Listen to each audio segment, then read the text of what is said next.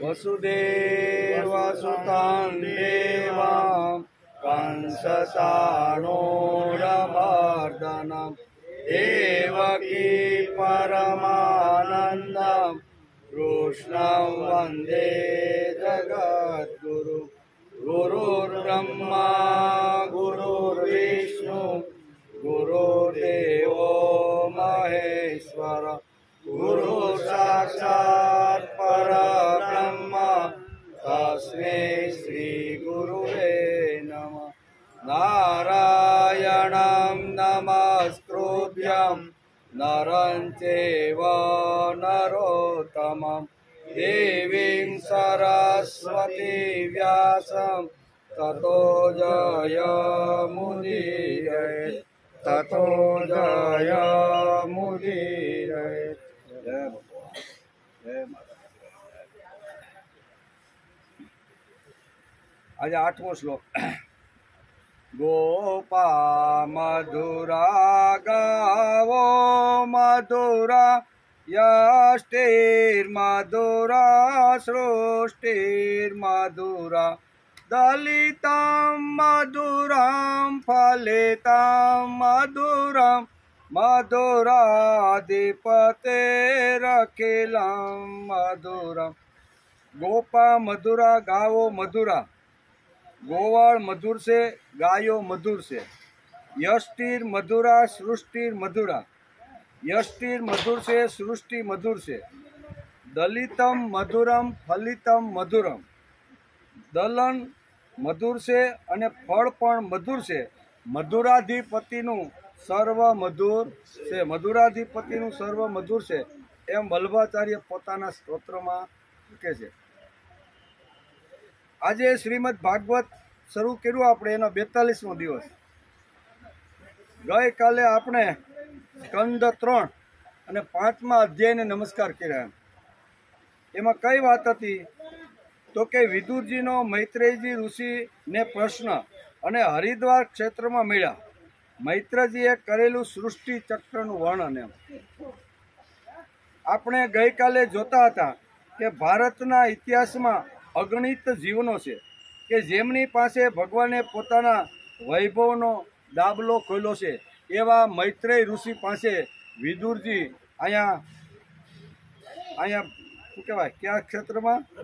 હરિદ્વાર ક્ષેત્રમાં પહોંચી ગયા। ઋષિઓ કાર્યને માટે જાગ્રત હોય છે અને આપણે કાર્યના સમયે સૂઈ જઈએ છીએ। ઋષિ ફળ માટે ચિત્ત તો હંમેશા શ્રી ભગવાનમાં જ સ્થિર રહે છે। તેથી તો ભગવાન દુર્યોધનના મેવા છોડીને તમારે ત્યાં જમવા આવ્યા હતા। બોલાવ્યા વગર, આમંત્રણ વગર ભગવાન શ્રી કૃષ્ણ દુર્યોધનના મેવા મીઠા છોડી અને તમારે ત્યાં જમવા આવ્યા હતા। મૈત્રેય ઋષિ અત્યારે અહીંયા વિદુરજીને જ્યારે અહીંયા મળ્યા ત્યારે આ વાત એને સમજાવે છે। એટલે કે મેવા મીઠા છોડીને પણ તમારે ત્યાં આવી રીતનું ભોજન લીધું હતું। પહેલા સૃષ્ટિનું સર્જન, ત્યારબાદ વનસ્પતિ સૃષ્ટિ, પશુ સૃષ્ટિ, માનવ સૃષ્ટિ અને પછી અમારી એટલે કે દેવતાઓની સૃષ્ટિનું સર્જન કર્યું। તેથી હે અજન્મા ભગવાન, જેનાથી અમે બ્રહ્માંડની રચના કરીને સર્વ પ્રકારના ભોગો આપને સમયસર આપી શકીએ, તેથી તમે અમને સર્જન કર્યા છે અને માનવ શરીરની અંદર અમને કઈ જગ્યાએ સ્થાન આપવું એ તમે નક્કી કરી લ્યો। આમ બધા દેવતાઓ ભગવાનને અત્યારે સૃષ્ટિનું સર્જન થઈ ગયા પછી કહેશે કે અમારું નિવાસ સ્થાન તમે નક્કી કરી લ્યો। માનવ શરીર છે એ માનવ શરીરના કયા અંગોમાં કયા દેવતા કેવી રીતના નિવાસ કરશે એ દેવતાઓએ બ્રહ્માજી એટલે કે ભગવાનને પ્રશ્ન પૂછ્યો છે। દેવતાઓ કહે છે કે ભગવાને અમને આપણા ચરણ કમળમાં વંદન કરીએ છીએ, આપ અમને ઉપાય બતાવો।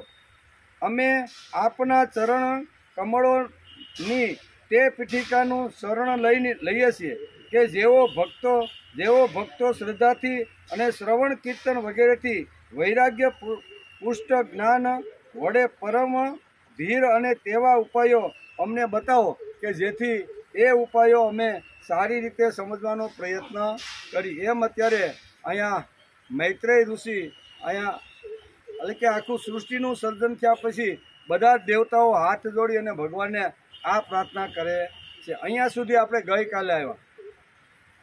આજે શ્રીમદ ભાગવતના સ્કંદ 3 બરોબર ને અધ્યાય 6 એમાં વિરાટ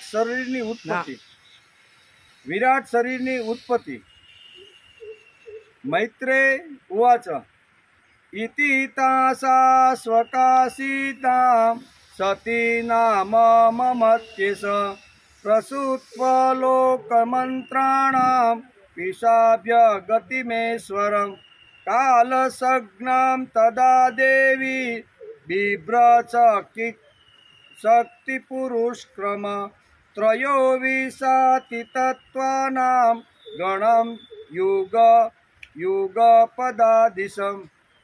મૈત્રેય ઋષિએ કહ્યું કે હે પરસ્પર સંગઠિત નહીં થવાના કારણે આ મહતત્વ વગેરે મારી શક્તિઓ વિશ્વ રચનાના કાર્યમાં અસમર્થ બની રહેશે, ત્યારે તેઓ કાળશક્તિને અપનાવીને એક સાથે જ મહતત્વ એટલે કે અહંકાર, પંચભૂત, 5 તન્માત્રા અને મન સમિત 11 ઇન્દ્રિયો એ 33 તત્વોના સમુદાયમાં પ્રવેશ કર્યો। તેમનામાં પ્રવેશીને તેમણે જીવોને સુષુપ્ત અદ્રષ્ટાને જગાડ્યું અને પરસ્પરસ નોખા થયેલા તે તત્વ સમુદાયને પોતાની ક્રિયાશક્તિ વડે પરસ્પરસ મેળવી લીધા। બધા દેવતાઓએ અહીંયા વિદુરજીએ ભગવાનને શું કહેવાય અહીંયા મૈત્રેય ઋષિને જે પૂછ્યો છો કે આવી રીતની સૃષ્ટિ ચક્રનું જે સંચાલન ભગવાને કેવી રીતે કર્યું, ઉત્પત્તિ કેવી રીતે થઈ, કયા કયા દેવતાઓને કયા સ્થાનમાં મૂક્યા, એ પ્રશ્ન આપણે જતા ગઈકાલે અહીંયા વિદુરજીએ મૈત્રેય ઋષિને પૂછ્યો હતો। એના જવાબમાં મૈત્રેય ઋષિ અત્યારે આ વાત સમજાવે છે કે જળમાં અંડરૂપી જે આશ્રય સ્થાન હતું તેમાં વિદ્યમાન, જળમાં આશ્રયરૂપી સ્થાન હતું તેમાં તે હિરણ્યમય વિરાટ પુરુષ સમસ્ત જીવોને સાથે લઈને 1000 દિવ્ય વર્ષો સુધી રહ્યા। તે વિશ્વ રચના કરનાર તત્વોનો ગર્ભ કાર્ય હતો તથા જ્ઞાન, ક્રિયા અને આત્મશક્તિથી સંપન્ન હતો। તે શક્તિઓથી તેણે સ્વયં પોતાના ક્રમશઃ 1 હૃદયરૂપ, 10 પ્રાણરૂપ અને 3 આધ્યાત્મિક, આધિદૈવિક અને આધિભૌતિક એવા વિભાગ કર્યા। આ વિરાટ પુરુષ જ પ્રથમ જીવ હોવાના કારણે સમસ્ત જીવોનો આત્મા, જીવરૂપ હોવાના કારણે પરમાત્માનો અંશ અને પ્રથમ અભિવ્યક્ત પ્રગટ થવાના કારણે ભગવાનનો આદિ અવતાર છે। અહીંયા આદિ અવતાર કેવી રીતનો થયો એનું વર્ણન અત્યારે મૈત્રેય ઋષિ વિદુરજીને સમજાવે છે। આ વિરાટ પુરુષ અધ્યાત્મ, અધિભૂત અને આધિદેવ રૂપે 3 પ્રકારનો, પ્રાણ રૂપે 10 પ્રકારનો અને હૃદય રૂપે 1 પ્રકારનો માનવામાં આવે છે। 10 ઇન્દ્રિયો સહિત મન અધ્યાત્મ છે। ઇન્દ્રિયો વગેરેના વિષયો આધિભૂત છે।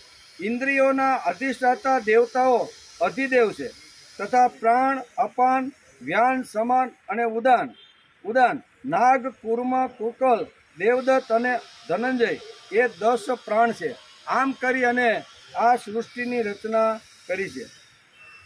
ત્યાર પછી વિશ્વની રચના કરનાર મહત્તમ વગેરેના અધિપતિ શ્રી ભગવાને તેમની પ્રાર્થના યાદ કરીને તેમની વૃત્તિઓ સૃષ્ટિ ચક્ર કેવી રીતનું ઉત્પન્ન થયું છે એ પ્રશ્ન વિદુરજીનો હતો। તો એના જવાબમાં અત્યારે મૈત્રેય ઋષિ અને આ સૃષ્ટિ ચક્રનું સંચાલન કેવી રીતે થયું, કોણે ઉત્પન્ન કર્યા અને ક્યાં રહ્યા તેનું વાત કરે છે। અથ તસ્યાભિતસ્ય કતિ ચાત નયાતિહ નિરભિધંત દેવાનામ તાની મે ગદત શૃણુ। તેના જાગતા દેવતાઓ માટે કેટલા સ્થાન પ્રગટ થયા એ હું બતાવું છું, એ તમે સાંભળો, બરાબર। વિરાટ રૂપ ભગવાને વિરાટ રૂપ જ્યારે લીધું અને એની અંદર કયા કયા સ્થાન ભગવાને ગ્રહણ કર્યા છે એ તમે મારી પાસેથી સાંભળો। એમ દેવતાઓને અહીંયા ભગવાન કહે છે। અને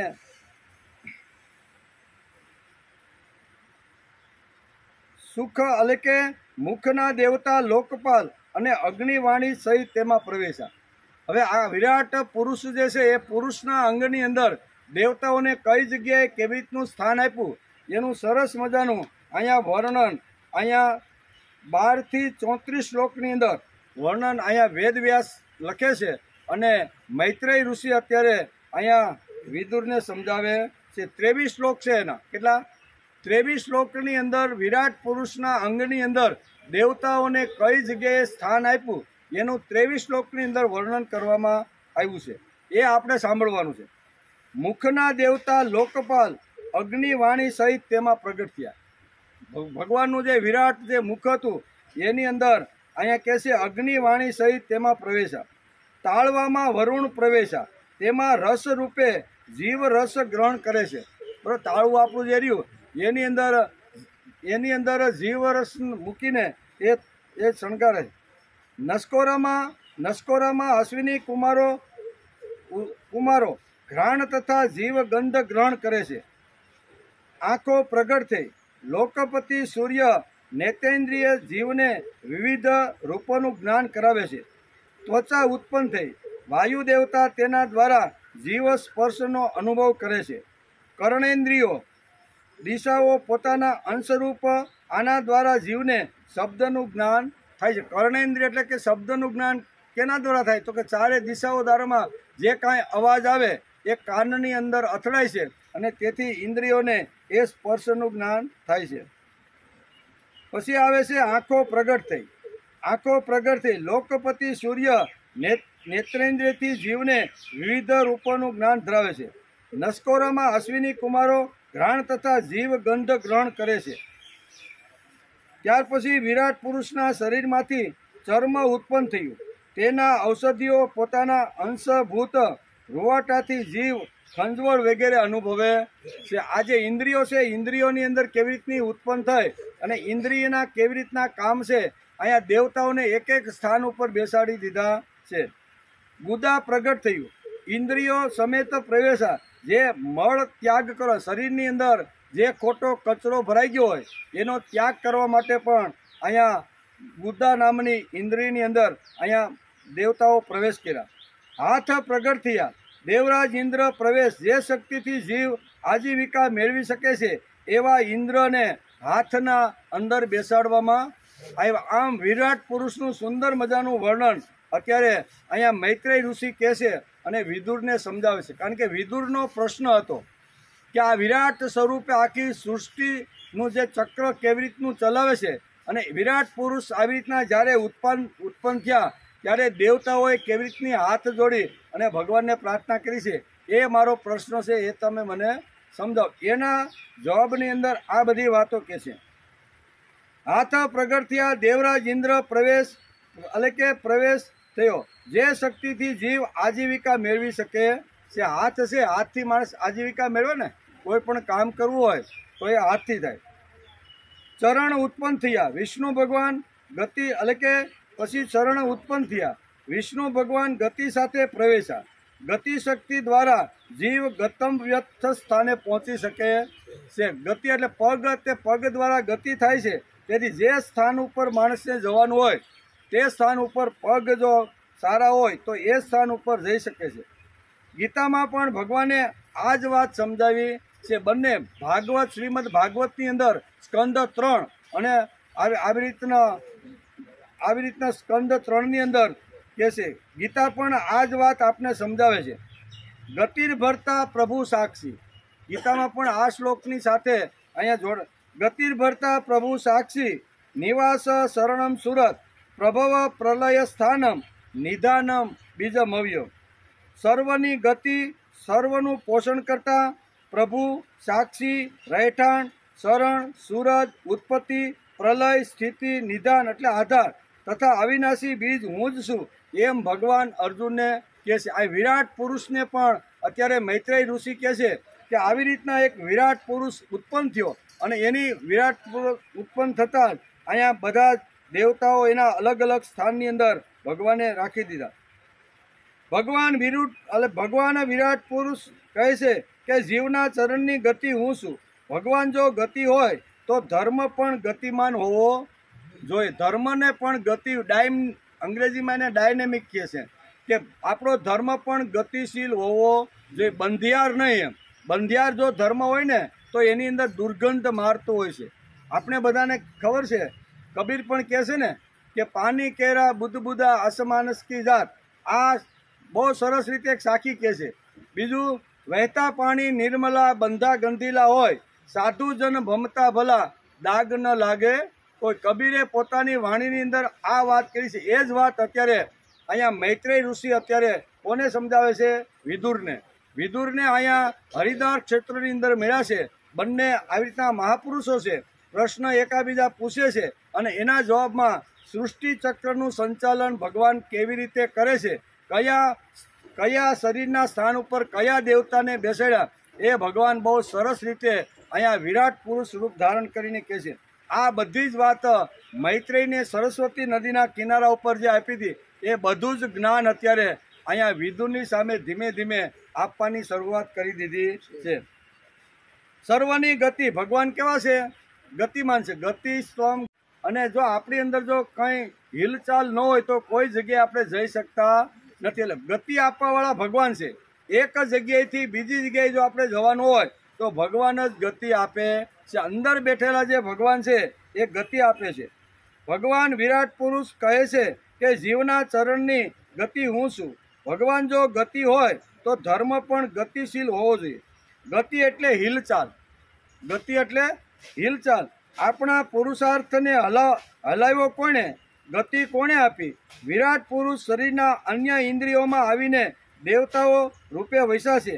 તે આપણે સતત ગતિ આપતા રહેલા છે। વિરાટ પુરુષ આપણા શરીરની અંદર જે કાંઈ ઇન્દ્રિયો અથવા જે કાંઈ આપણી પાસે જે શરીર છે એને ગતિ આપવાનું કામ કોણ કરે છે? અંદર બેઠેલા દેવતાઓ।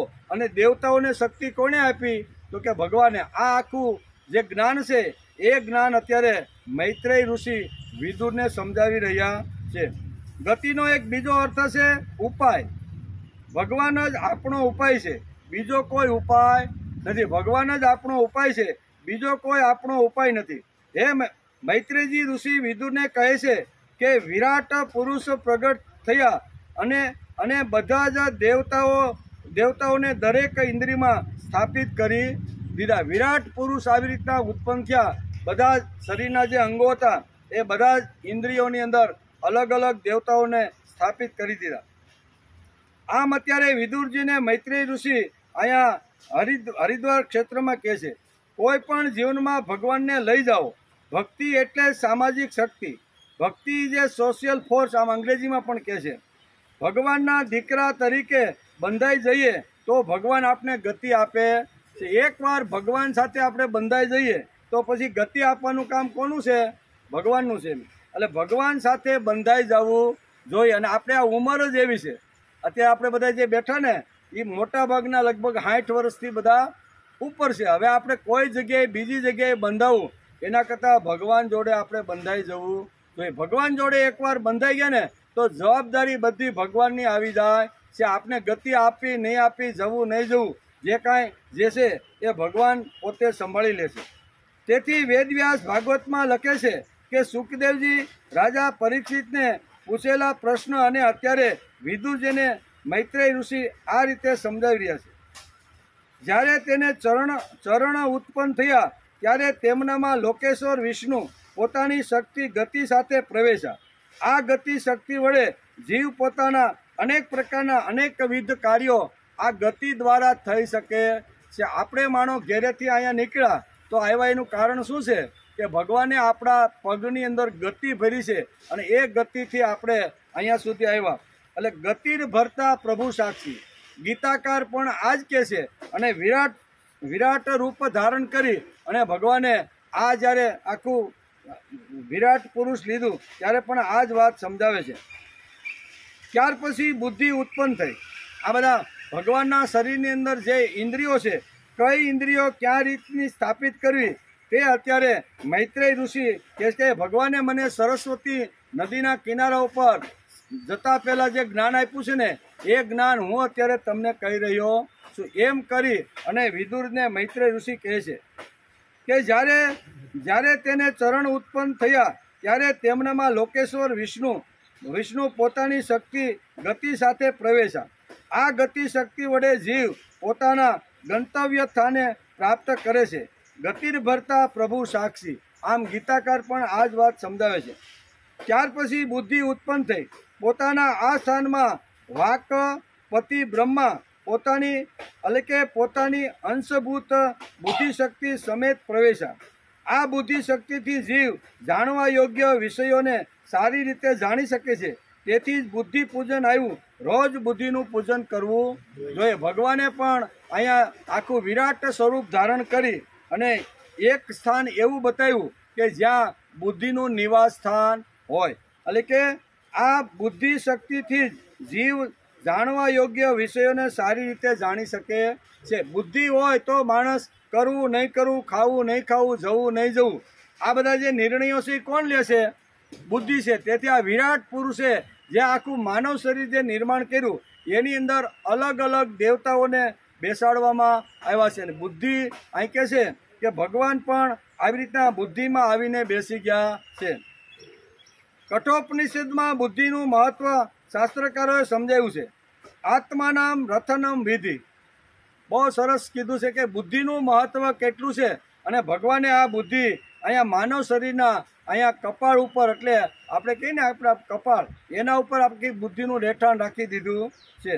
આત્માનામ રથિનામ વિધિ શરીરમ રથમેવતું બુદ્ધિમ તું સારથી વિધિ મન પ્રગહમેવચ ઇન્દ્રિયાણી હયાનિહુ વિષયાસ્તેષુ ગોચરણ। બહુ સરસ અહીંયા ઉપનિષદે પણ આ બુદ્ધિનું મહત્વ સમજાવતા બહુ સારી રીતે સમજાવવાનો પ્રયત્ન કર્યો છે।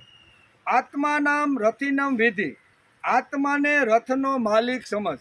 આપણો જે આત્મા છે ને, આ શરીર ઉપરનું આખું વર્ણન છે। આત્માને શરીરનો માલિક સમજ। આત્માનામ રથિનામ વિધિ શરીરમ રથમેવતું, શરીરને રથ સમજ। હું શરીર આપણું જે છે એ રથ છે અને આત્મા એ રથનો માલિક છે। ત્રીજી વાત કહે છે કે બુદ્ધિમ તું સારથીમ વિધિ, બુદ્ધિને તું સારથી સમજ। પછી મન પ્રગહ મેવચ, એટલે મન એ લગામ છે। મન કેવું છે? આખા બહુ સરસ આ એક દ્રષ્ટાંત આપીને સમજાવવાનો પ્રયત્ન કરે છે। મન એ લગામ છે, ઇન્દ્રિયો એ ઘોડા છે। મન પ્રગહ મેવચ ઇન્દ્રિયાણી હયાન, એટલે ઇન્દ્રિયો છે એ ઘોડા છે। અને પછી વિષયાસ્તેષુ ગોચરા, એટલે ઘોડાઓને ચરવાનો માર્ગ છે એ બધા વિષયો છે। વિષયો છે એ ઘોડાને ચરવા માટેનો માર્ગ। આખું રથનું દ્રષ્ટાંત આપી ઘોડા લગામ અને એની અંદર બેઠેલો જે સારથી છે, સુંદર મજાનું દ્રષ્ટાંત આપી અને આ શરીરની અંદર ભગવાન કેવી રીતના છે એનું સુંદર મજાનું વર્ણન કર્યું છે। બુદ્ધિરૂપી સારથી જો તેજસ્વી હોય, સમર્થ હોય અને દક્ષ હશે તો જ આ જીવન જોઈએ। વિરાટ પુરુષે પોતાના શરીરનું આવી રીતનું નિર્માણ કર્યું, અલગ અલગ દેવતાઓને અલગ અલગ જગ્યાએ બેસાડ્યા। એમાં બુદ્ધિનું મહત્વ અહીંયા વેદવ્યાસ લખે છે અને મૈત્રીજી અત્યારે વિદુરને અહીંયા બહુ હરિદ્વાર ક્ષેત્રની અંદર આ વાત સમજાવે છે। વિશુદ્ધ બુદ્ધિ કામધેનુની માફક જીવન વિકાસના બારામાં યથેચ્છ ફળ આપે છે। તુલસીદાસ પણ આના બાબતમાં કહે છે કે જ્યાં સુમતિ તહાં સંપત્તિ નાના, જ્યાં સુમતિ હોય ત્યાં, સુમતિ એટલે સારી મતિ, સારી મતિ એટલે બુદ્ધિ, જ્યાં માણસની સારી બુદ્ધિ હોય ત્યાં હંમેશા સંપત્તિ તાગડ ધીંગા અને ડોલતી અને નાચતી હોય છે। જ્યાં સુમતિ તહાં સંપત્તિ નાના, જહાં કુમતિ તહાં વિપત્તિ નિધાના, એમ તુલસીદાસ પણ પોતાના આવી રીતના ગ્રંથની અંદર લખે કે જ્યાં કુમતિ હશે ને ત્યાં હંમેશા દુઃખ, ક્લેશ અને આવી રીતનું વાતાવરણ હશે કે બુદ્ધિને વિશુદ્ધ કરવા માટે તેને રોજ સ્વાધ્યાય સત્સંગથી સ્નાન કરાવવું। બુદ્ધિને જો શુદ્ધ રાખવાની હોય, પવિત્ર રાખવાની હોય તો બુદ્ધિને રોજ ભગવાનના વિચારોમાં, સ્વાધ્યાયના વિચારોમાં, સત્સંગના વિચારોમાં, શાસ્ત્રના વિચારમાં કલાક 2 કલાક ડૂબાડવાનો માણસે રોજ પ્રયત્ન કરવો જોઈએ। બુદ્ધિને વિશુદ્ધ કરવા માટે તેને રોજ સ્વાધ્યાય અને સત્સંગથી સ્નાન કરાવવું જોઈએ। ભગવાનની પૂજા કર્યા પછી આપણે તેના ચરણમાં માથું નમાવીએ છીએ। તેની પાછળ ભાવ છે, ભગવાન આ મસ્તક મારું નથી, આ મસ્તક તારું છે। આપણે સવારમાં બધા પૂજાપાઠ તો કરતા જ હોઈશું અને પૂજાપાઠ કરી અને પાટલા ઉપરથી જ્યારે આપણે ઉઠીએ છીએ ત્યારે ભગવાનને આપણું મસ્તક નમાવી અને પછી કહે છે કે ભગવાન કલાક સુધી તારી પાસે બેઠો, બરાબર, આ માથું પણ તારું છે, માથામાં અંદર રહેલી બુદ્ધિ પણ તારી છે। આ એ માથું નમાવવા પાછળનો આ ભાવ છે। મારી બુદ્ધિ તારા ચરણે ધરું છું, તને ગમતા વિચારો આ મસ્તકમાં રાખીશ. જીવન રથનો સારથી બુદ્ધિ છે. આપણું આખું જીવન રથનો સારથી કોણ છે? બુદ્ધિ છે. તેથી બુદ્ધિ સંભાળવાનો માણસે પ્રયત્ન કરવો જોઈએ. આપણી બુદ્ધિ જો શુદ્ધ અને પવિત્ર નહીં હોય તો બુદ્ધિ ભોગી, નિસ્તેજ, અસમર્થ, સ્વસંદી અને ઉન્માદ બની જશે. તેથી બુદ્ધિને સંભાળવાનો માણસે રોજ પ્રયત્ન કરવો કે મારી બુદ્ધિ આડી હવળી ન થાય, મારી બુદ્ધિ આડાહવળા વિચાર ન કરે, મારી બુદ્ધિ આડાહવળા માર્ગે ન જાય. એના માટે રોજ ભગવાનને બે હાથ જોડી ભગવાનને મસ્તક નમાવીને રોજ કહેવું જોઈએ કે ભગવાન મારી બુદ્ધિ શુદ્ધ, પવિત્ર અને દિવ્ય તમે રાખજો. આ બુદ્ધિ ધારે તો ખાડામાં પણ નાખે છે, અને એ બુદ્ધિ જો ધારે તો પ્રભુના પગ પાસે ચરણ સુધી પણ લઈ જાય છે. તેથી બુદ્ધિનું મહત્વ અહીંયા વેદ વ્યાસ લખે છે, અને બુદ્ધિ જ્યાં કપાળની અંદર છે ત્યાં પણ ભગવાનને બેસાડી દીધા છે કે આ બુદ્ધિ છે એ ખૂબ જ અગત્યની છે. જો રોજ બુદ્ધિને સારા તેજસ્વી વિચારો નહીં આપીએ તો આ બુદ્ધિ આપણા જીવનના રથને ખાડામાં નાખી દેશે. બરોબર, આપણો જીવનનો જે રથ છે ને એને ખાડામાં નાખી. તેથી આત્મા નામ વિધિ, એટલે કે શરીરની અંદર જે આત્મા રહેલો છે એ અંદર બેઠેલો શેઠ છે. આપણી ભાષામાં કેવું હોય તો શું કહેવાય? અંદર શેઠ બેઠા છે. શેઠ એટલે આત્મા એમ. બરોબર. મન એ શું છે? મન એ લગામ છે. બરોબર. તો આ બધી વાતો જો રોજ બુદ્ધિને સારા તેજસ્વી વિચારો નહીં આપીએ તો આ બુદ્ધિ આપણા જીવન રથને ખાડામાં નાખશે. માનવી ભલે બધું જોઈ લેશે, પરંતુ જો તેની બુદ્ધિ સુયોગ્ય અને સલામત હશે તો શૂન્યમાંથી પાછું સર્જન કરી શકશે. આપણે ઘણા બધા અનુભવો આપણા અહીં આવ્યા પછી થયા છે. આપણા યુવાન દીકરાઓ ઘણીવાર ધંધામાં, બિઝનેસમાં આવી રીતના કામ કરતા હોય અને ઘણીવાર અટવાઈ જાય તો જે આપણે પ્રાપ્ત કરેલું હોય, મેળવેલું હોય ને એ બધું વયું જાય છે અને માણસ ભાડેના મકાનમાં રહેવા જાય છે. પણ એ જેને ગુમાવ્યું છે એની બુદ્ધિ જો સલામત હશે, સારી હતી, શુદ્ધ હશે અને પવિત્ર હશે તો ગયેલું ધન પણ પાછું 5-10 વર્ષની અંદર મેળવી શકે કે નહીં? આવા તો હજારો દાખલા આપણા જીવનની અંદર અથવા પરિવારમાં આપણે જોવા મળે છે. તેથી બુદ્ધિ સારી હશે તો ગયેલું ધન, ગયેલું વિત્ત, ગયેલું રાજ્ય પણ પાછું આવી શકશે. પાંડવોનું ગયેલું મોટું રાજ્ય જબરજસ્ત 19 વર્ષ મહેનત કરી અને આખું ઇન્દ્રપ્રસ્થ નામનું આખું રાજ્ય એણે ઊભું કર્યું. બરોબર ને? ભગવાનને પણ ઈર્ષા થાય એવી રીતની અંદર સુખ સગવડતાના સાધનો મળ્યા. દુર્યોધનને તો ઈર્ષા થઈ જ. એમ કહેવાનો હતો કે આટલું બધું પ્રાપ્ત થયા પછી ઘડીના છઠ્ઠા ભાગની અંદર જતું રહ્યું, પણ પાંડવોની બુદ્ધિ જે હતી ને એકદમ શુદ્ધ અને પવિત્ર હતી. પવિત્ર અને શુદ્ધ બુદ્ધિ હશે તો વાર લાગશે 13 વર્ષની. બાકી વસ્તુ આવી રીતે તો કહેવાનો અર્થ કે ગયેલું રાજ્ય, ગયેલી સંપત્તિ, ગયેલું, પરંતુ જો તેની બુદ્ધિ સુયોગ્ય અને સલામત હશે તો શૂન્યમાંથી સર્જન કરશે. આપણે બધા રોજ કપાળે તિલક, ચાંદલો કરીએ છીએ. શા માટે? ક્યારે વિચાર કર્યો? કપાળમાં જ આપણે ચાંદલો શા માટે કરીએ છીએ? તિલક આપણે રોજ કરીએ છીએ.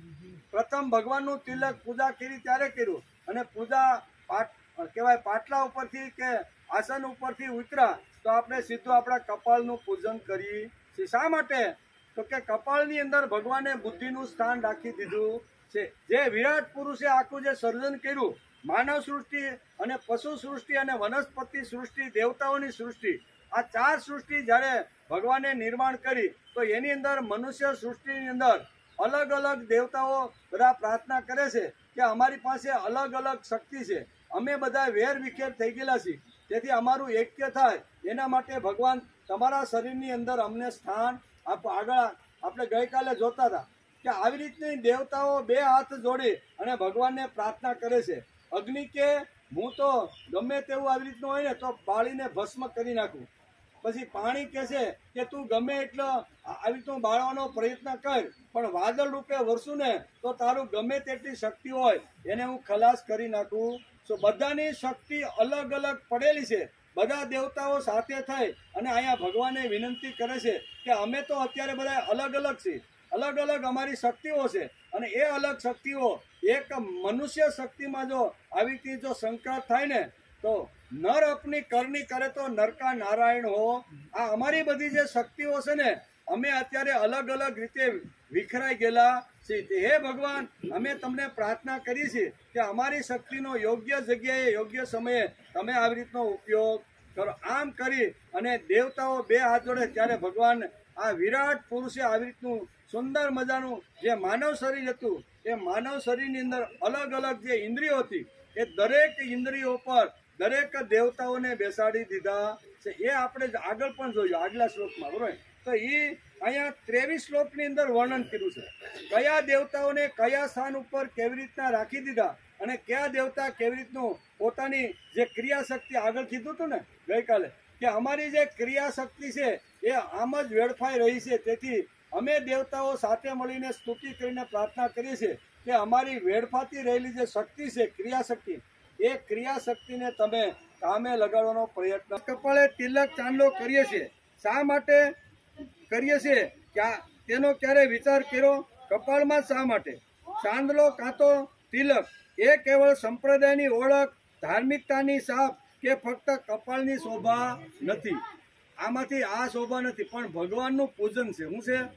આપણે આડું હવળું ઊભું લાંબુ કે ગમે તેવું કંકુનું કાળું પીળું કે લીલું ગમે તે તિલક કરીએ, એ તિલક પાછળનો અર્થશાસ્ત્રકારો કહે છે કે અમે રોજ ભગવાનની પૂજા થઈ ગયા પછી અમે અમારી બુદ્ધિની પૂજા કરીએ છીએ, અને બુદ્ધિ ભગવાને હંમેશા વિરાટ સ્વરૂપ ધારણ કરી અને આ બધા ઇન્દ્રિયોના દેવતાઓને અલગ અલગ જે સ્થાન આપ્યું છે, એમાં બુદ્ધિને પણ કપાળની અંદર સ્થાન આપી દીધું છે। તેથી બુદ્ધિને શુદ્ધ અને પવિત્ર રાખવા માટે રોજ એની પૂજા કરવી જોઈએ। તેથી ચાંદલો કાં તો તિલક એ કેવળ સંપ્રદાયની ઓળખ નથી। આજે શું થઈ ગયું છે કે આવું તિલક કરે એટલે આ સંપ્રદાયનો, આવી રીતની ચોટલી રાખે એટલે આ સંપ્રદાયનો। હકીકતે એ સંપ્રદાયની ઓળખ માટે આપણા જે પ્રતીકો છે, આપણા જે ચિહ્નો શાસ્ત્રકારો આપ્યા છે, એ પ્રતીકો ચિહ્નો ખાલી શું કહેવાય સંપ્રદાયની ઓળખ માટે નથી, એટલે કે સંપ્રદાયની ઓળખ માટે નથી, ધાર્મિકતાની છાપ કે ફક્ત કપાળની શોભા માટે તિલક આપણે કરતા નથી। ભગવાનનું પૂજન છે, ભગવાનનું પૂજન અહીંયા છે। ખરા અર્થમાં જોતા એ તો છે કે બુદ્ધિ પૂજાનું પ્રતીક, માણસને ભગવાન સુધી પહોંચાડનાર જો કોઈ સાધન હોય તો તે બુદ્ધિ છે। તેથી રોજ તેનું પૂજન થવું। ભગવાન સુધી પહોંચાડવા માટેનું જો કોઈ પવિત્ર અને શુદ્ધ સાધન હોય ને તો એ બુદ્ધિ છે। આપણા ઇન્દ્રિયોની અંદર ભગવાને બહુ વિરાટ પુરુષે વિચાર કરી અને આપણા મસ્તકની અંદર આ બુદ્ધિને રાખી દીધી છે। તેથી એનું રોજ પૂજન કરવું જોઈએ। તેથી જ ઈશ પૂજન પછી તરત જ બુદ્ધિના નિવાસ સ્થાન એવા કપાળનું પૂજન કરવામાં આવે છે। જેવા આપણે 5 વાગે ઉઠ્યા, નાહી ધોઈ ભગવાનની સામે બેઠા, અડધો કલાક ભગવાનની પૂજા અર્ચના વંદના કે જે કાંઈ સ્તુતિ કરી અને પછી ત્યાંથી આપણે ઉઠીને ભગવાનને નમસ્કાર કરીને માથું નમાવીને ઉઠીએ, ત્યારે આપણે બુદ્ધિનું પૂજન કરવું જોઈએ। શા માટે? તો કે ભગવાન પછીનું જો કોઈ સ્થાન હોય શાસ્ત્રમાં તો એ બુદ્ધિનું સ્થાન છે। બુદ્ધિ જો સારા રસ્તે હાલે તો ભગવાનના પગ સુધી બુદ્ધિ લઈ જાય છે, અને એ જ બુદ્ધિ જો અવળા રસ્તે ચાલવા લાગે તો અધોગતિના ખાડાની અંદર નાખી જાય। તેથી બુદ્ધિ સંભાળવાનો માણસે પ્રયત્ન કરવો જોઈએ। તેથી વિરાટ પુરુષે જ્યારે દેવતાઓ બે હાથ જોડીને જ્યારે આવી રીતની ચર્ચા કરતા હતા કે ભગવાન આટલું મોટું તમે સર્જન કર્યું, તો અમે તો અલગ અલગ આવી રીતના વેર વિખેર થઈ ગયેલા છે, અમારી બધાની શક્તિ અલગ અલગ છે, અમે સાથે રહી શકતા નથી, પણ તમે આવી રીતનું એક વિરાટ રૂપ ધારણ કર્યું છે, તો આ શરીરની અંદર તમે સ્થાન આપો તો અમે બધા એક જ શરીરની અંદર સાથે રહી અને અમારી જે ક્રિયાશક્તિ છે, અમારી જે કર્તૃત્વ શક્તિ છે, અમારી જે અનેક પ્રકારની બુદ્ધિ શક્તિ છે, એ બુદ્ધિ શક્તિ છે, વિત્ત શક્તિ છે, શરીર શક્તિ છે, આ બધી શક્તિનો અમે સારી રીતે ઉપયોગ કરી। આમ દેવતાઓએ ગઈકાલે આપણે જોતા બે હાથ જોડીને આવી રીતની પ્રાર્થના કરતા રહેલા છે, ત્યારે ભગવાને આ સ્થાન આપ્યું। તેથી જ ઈશ્વર પૂજન પછી તરત જ બુદ્ધિના નિવાસ સ્થાન એવા મસ્તકનું પૂજન કરવાનું। પહેલા સાધ્યનું એટલે કે ઈશ્વરનું પૂજન અને પછી ત્યારબાદ સાધનનું એટલે કે બુદ્ધિનું પૂજન કરવું। પહેલું પૂજન કોનું? તો કે સાધ્ય, આપણે જેને મેળવવા માટે પ્રયત્ન કરી છે એ ભગવાનનું પૂજન થઈ જાય। ભગવાનનું પૂજન થઈ જાય, કાલાવાલા થઈ જાય, આરતી થઈ જાય, અગરબત્તી થઈ જાય, દીવો જે કાંઈ આપણે સ્તુતિ જે કાંઈ કરીએ એ ભગવાનનું પૂજન થઈ ગયું, ભગવાનને આપણે રીઝવી લીધા અને ત્યાર પછી પાટલા ઉપર ઊભા થઈએ ત્યારે બુદ્ધિનું પૂજન થવું જોઈએ. ત્યારબાદ સાધનનું પૂજન. બુદ્ધિ સાધન છે. આપણી જે 5 જ્ઞાનેન્દ્રિય, 5 કર્મેન્દ્રિય અને 11મું જે મન છે ને, એ ભગવાન સુધી લઈ જવા માટેના આ બધા સાધનો છે. આ બધા સાધનોને પવિત્ર રાખવા જોઈએ. તેથી શ્રીમદ ભાગવતમાં વેદવ્યાસ સ્કંદ 3 અધ્યાય 6 વિરાટ શરીરની ઉત્પત્તિ સમજાવતા લખે છે. અને મૈત્રેય ઋષિ અત્યારે વિદુરજીને અત્યારે હરિદ્વાર ક્ષેત્રની અંદર પોતાના અને મૈત્રેય ઋષિ વિદુરજીને આ વાત સમજાવે છે. બરોબર ને? આ આગળની 3 જગ્યાએ આ રીતની વાતો અત્યારે ચાલતી રહેલી છે. નૈમિષારણ્યની અંદર સૂતજી અત્યારે અહીંયા ઋષિઓને આ કથા સંભળાવી રહ્યા છે. પછી અહીંયા અન્નસન એટલે કે પરીક્ષિત રાજા હસ્તિનાપુર છોડી અને જ્યારે ગંગા નદીના પવિત્ર ઘાટ ઉપર આવી અને જ્યારે 7 દિવસ માટે અન્નસન કરીને બેસી ગયા છે, એ વખતે સુખદેવજી એને આ કથા સંભળાવી રહ્યા છે. ભગવાનનું વિરાટ અને દિવ્ય રૂપનું વર્ણન કરતા મૈત્રેયજી અત્યારે વિદુરજીને અત્યારે અહીંયા હરિદ્વાર ક્ષેત્રમાં આ વાત સમજાવી રહ્યા છે. વાત તો બધી એકની એક છે. કોઈ પ્રશ્ન પૂછે છે તો કે ભાઈ હું ફલાણી જગ્યાએ ગયો તો ત્યાં મેં જે સાંભળ્યું ને એ વાત તમને કહું. સુતજી આમ જ કહેતા હતા ને, ઋષિઓએ જ્યારે પ્રશ્ન પૂછ્યો ત્યારે કે ભાઈ તમારી વાત સાચી, પણ હું ફરતો ફરતો જ્યારે ગંગા નદીના પવિત્ર કિનારા ઉપર આવ્યો, હસ્તિનાપુર નરેશ જે આખા ચક્રવર્તી જે રાજા હતો એ સુખદેવજીની સામે જ્યારે ભાગવત સાંભળવાની શરૂઆત કરે છે, યોગાનું યોગ હું ત્યાં ગયો અને આ કથા મેં 7 દિવસ સુધી સાંભળી. તમારો જે કાંઈ પ્રશ્ન હતો એ જ પ્રશ્ન પરીક્ષિત રાજાએ સુખદેવજીને પૂછ્યો હતો અને સુખદેવજીએ જે જવાબ આપ્યો એ જવાબ હું તમને આપું છું. વાત તો બધી આ બધી કહેવાનો અર્થ કે આ બધી જ વાતો જે છે એ ભાગવતની અંદર બહુ સરસ રીતે સમજાવવામાં આવી છે. જ્ઞાનનો વિસ્તાર કરવો હોય, જ્ઞાનને એક જગ્યાએથી બીજી જગ્યાએ લઈ જવાનું હોય તો હું કહું છું એમ કહેવાથી કોઈ લોકો આપણી વાત માનતા નથી. પણ ફલાણી જગ્યાએ હું ગયો તો ત્યાં સરસ મતાની સંતોની મહાપુરુષોનો સત્સંગ ચાલતો હતો અને એમાં તમે જે પ્રશ્ન પૂછ્યો એવો જ પ્રશ્ન એક આવી રીતના એક માણસે પૂછેલો અને એમાં જે જવાબ મળ્યો એ જવાબ હું તમને કહું છું. તો જ જ્ઞાન આવી રીતનું માણસની અંદર સંક્રાંત થાય છે. સુખદેવજી રાજા પરીક્ષિતને અને મૈત્રેય ઋષિ વિદુરને આ વિરાટ પુરુષનું વર્ણન, એની ઉત્પત્તિ અને ઉત્પત્તિ થયા પછી વિરાટ પુરુષના અંગની અંદર કયા દેવતાને કેવી રીતનું સ્થાન મળ્યું છે એનું સુંદર મજાનું વર્ણન અહીંયા ગંગા નદીના પવિત્ર કિનારા ઉપર અહીંયા હરિદ્વાર ક્ષેત્રની અંદર અત્યારે મૈત્રેય ઋષિ વિદુરને કહી રહ્યા છે. આ વિરાટ પુરુષ અધ્યાત્મ, અધિભૂત અને આદિ દેવતા રૂપે 3 પ્રકારમાં, પ્રાણ રૂપે 10 પ્રકારનો અને હૃદય રૂપે 1 પ્રકારનો આમ આવી રીતના નિવાસ કરે છે. પછી બુદ્ધિ ઉત્પન્ન થઈ પોતાના આ સ્થાનમાં એટલે કે વાકપતિ બ્રહ્મા પોતાની અંશભૂત બુદ્ધિ શક્તિ સમેત પ્રવેશ કર્યા. બરાબર, ભગવાન પોતે જ આની અંદર બુદ્ધિની અંદર પ્રવેશ કર્યા છે અને માણસના મસ્તક ઉપર એને સ્થાન આપવામાં આવ્યું છે. આ બુદ્ધિ શક્તિથી જીવ જાણવા યોગ્ય વિષયોને જાણી શકે છે. આ મેં જે બુદ્ધિની અંદર જે મેં પ્રવેશ કર્યો અને પ્રવેશ કરી અને જે માણસ જીવ જાણવા ઈચ્છે છે એ બધી જ વાત જાણી શકે છે. પછી તેનામાં હૃદય પ્રગટ થયું. ચંદ્ર પોતાના અંશભૂત મન સમેત સ્થિતિઓ સંકલ્પ વિકલ્પો રૂપે વિકારોને પામે છે. 12 થી 34 શ્લોક એટલે 23 શ્લોકની અંદર આ બધી જે વિભૂતિ એટલે કે દેવતાઓ છે એ બધા દેવતાઓને અલગ અલગ રીતે સ્થાનની અંદર વિરાટ પુરુષે પોતાના ઇન્દ્રિયોની અંદર, શરીરની અંદર આવી રીતના ગોઠવી દીધા છે. ત્યાર પછી કહે છે કે આ વિરાટ પુરુષના મસ્તકમાંથી સ્વર્ગલોક, પગોમાંથી પૃથ્વી, નાભીમાંથી અંતરિક્ષ આકાશ ઉત્પન્ન થયા. એમનામાં ક્રમશઃ સત્વ, રજ અને તમ આ 3 ગુણોના પરિણામરૂપ દેવતા, મનુષ્ય, પ્રેત વગેરે જોવા મળે છે. આ પૈકી દેવતાઓ સત્વગુણની અધિકતાને કારણે સ્વર્ગલોકમાં મનુષ્યો અને તેમના ઉપયોગથી ગાય વગેરે પ્રાણીઓ રજોગુણના પ્રારબ્ધને કારણે પૃથ્વી પર અને તમોગુણી સ્વભાવવાળા હોવાથી રુદ્રના પાર્ષદો એટલે ભૂત અને પ્રેત વગેરે બંને વચ્ચે રહેલા ભગવાનના નાભી સ્થાનની અંતરિક્ષ લોકમાં રહે છે. હે વિદુરજી, વેદો અને બ્રાહ્મણો ભગવાનના મુખમાંથી પ્રગટ થયા. આખી સૃષ્ટિ ચક્ર કેવી રીતનું ઉત્પન્ન થયું એ અત્યારે વિદુરજીને મૈત્ર ઋષિ સમજાવી રહ્યા છે. ઇન્દ્રિયોની આખા શરીરની અંદર ઉત્પત્તિ અને એના સ્થાનની વાત અહીંયા 23 શ્લોકની અંદર અહીંયા વેદવ્યાસે લખી છે અને મૈત્રેયજી અત્યારે અહીંયા વિદુરજીને આ રીતે સમજાવશે. ત્યાર પછી અહીંયા કહે છે કે હે વિદુરજી, વેદો અને બ્રાહ્મણો ભગવાનના મુખમાંથી પ્રગટ થયા છે. મુખમાંથી પ્રગટ થવાના કારણે બ્રાહ્મણ સર્વ વર્ણોમાં શ્રેષ્ઠ માનવામાં આવે છે. તેથી જૂના કાળમાં એક પદ્ધતિ હતી.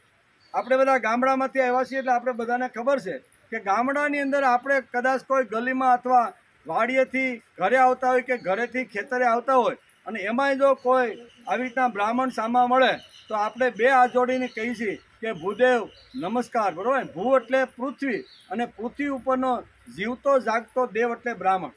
એટલે ભૂદેવને જૂના કાળમાં આવી રીતના નમસ્કાર કરતા હતા. શા માટે? તો કે બ્રાહ્મણ કોઈ દિવસ પોતાની આજીવિકા માટે પ્રયત્ન કરતા નહીં. બ્રાહ્મણનું કામ શું છે?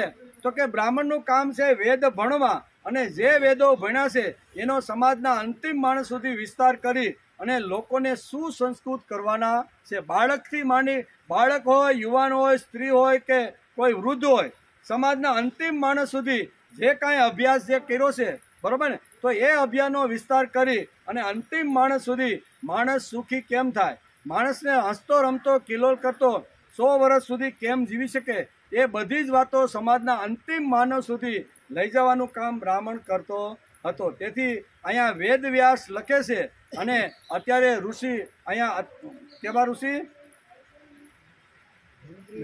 મૈત્રેય ઋષિ. યાદ રાખજો, મૈત્રેય ઋષિ અત્યારે વિદુરજીને કહે છે.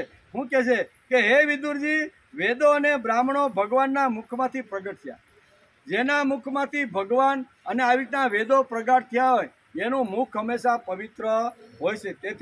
તેથી આપણે કહીએ ને કે કોઈ પણ જગ્યાએ કોઈ પણ ધાર્મિક અથવા આવી રીતનું કામ હાલતું હોય ત્યારે ઘણા લોકો સંકલ્પ કરે છે કે અમે 5 બ્રાહ્મણોને જમાડવાના છીએ. આવી રીતના સંકલ્પો થાય કે ન થાય?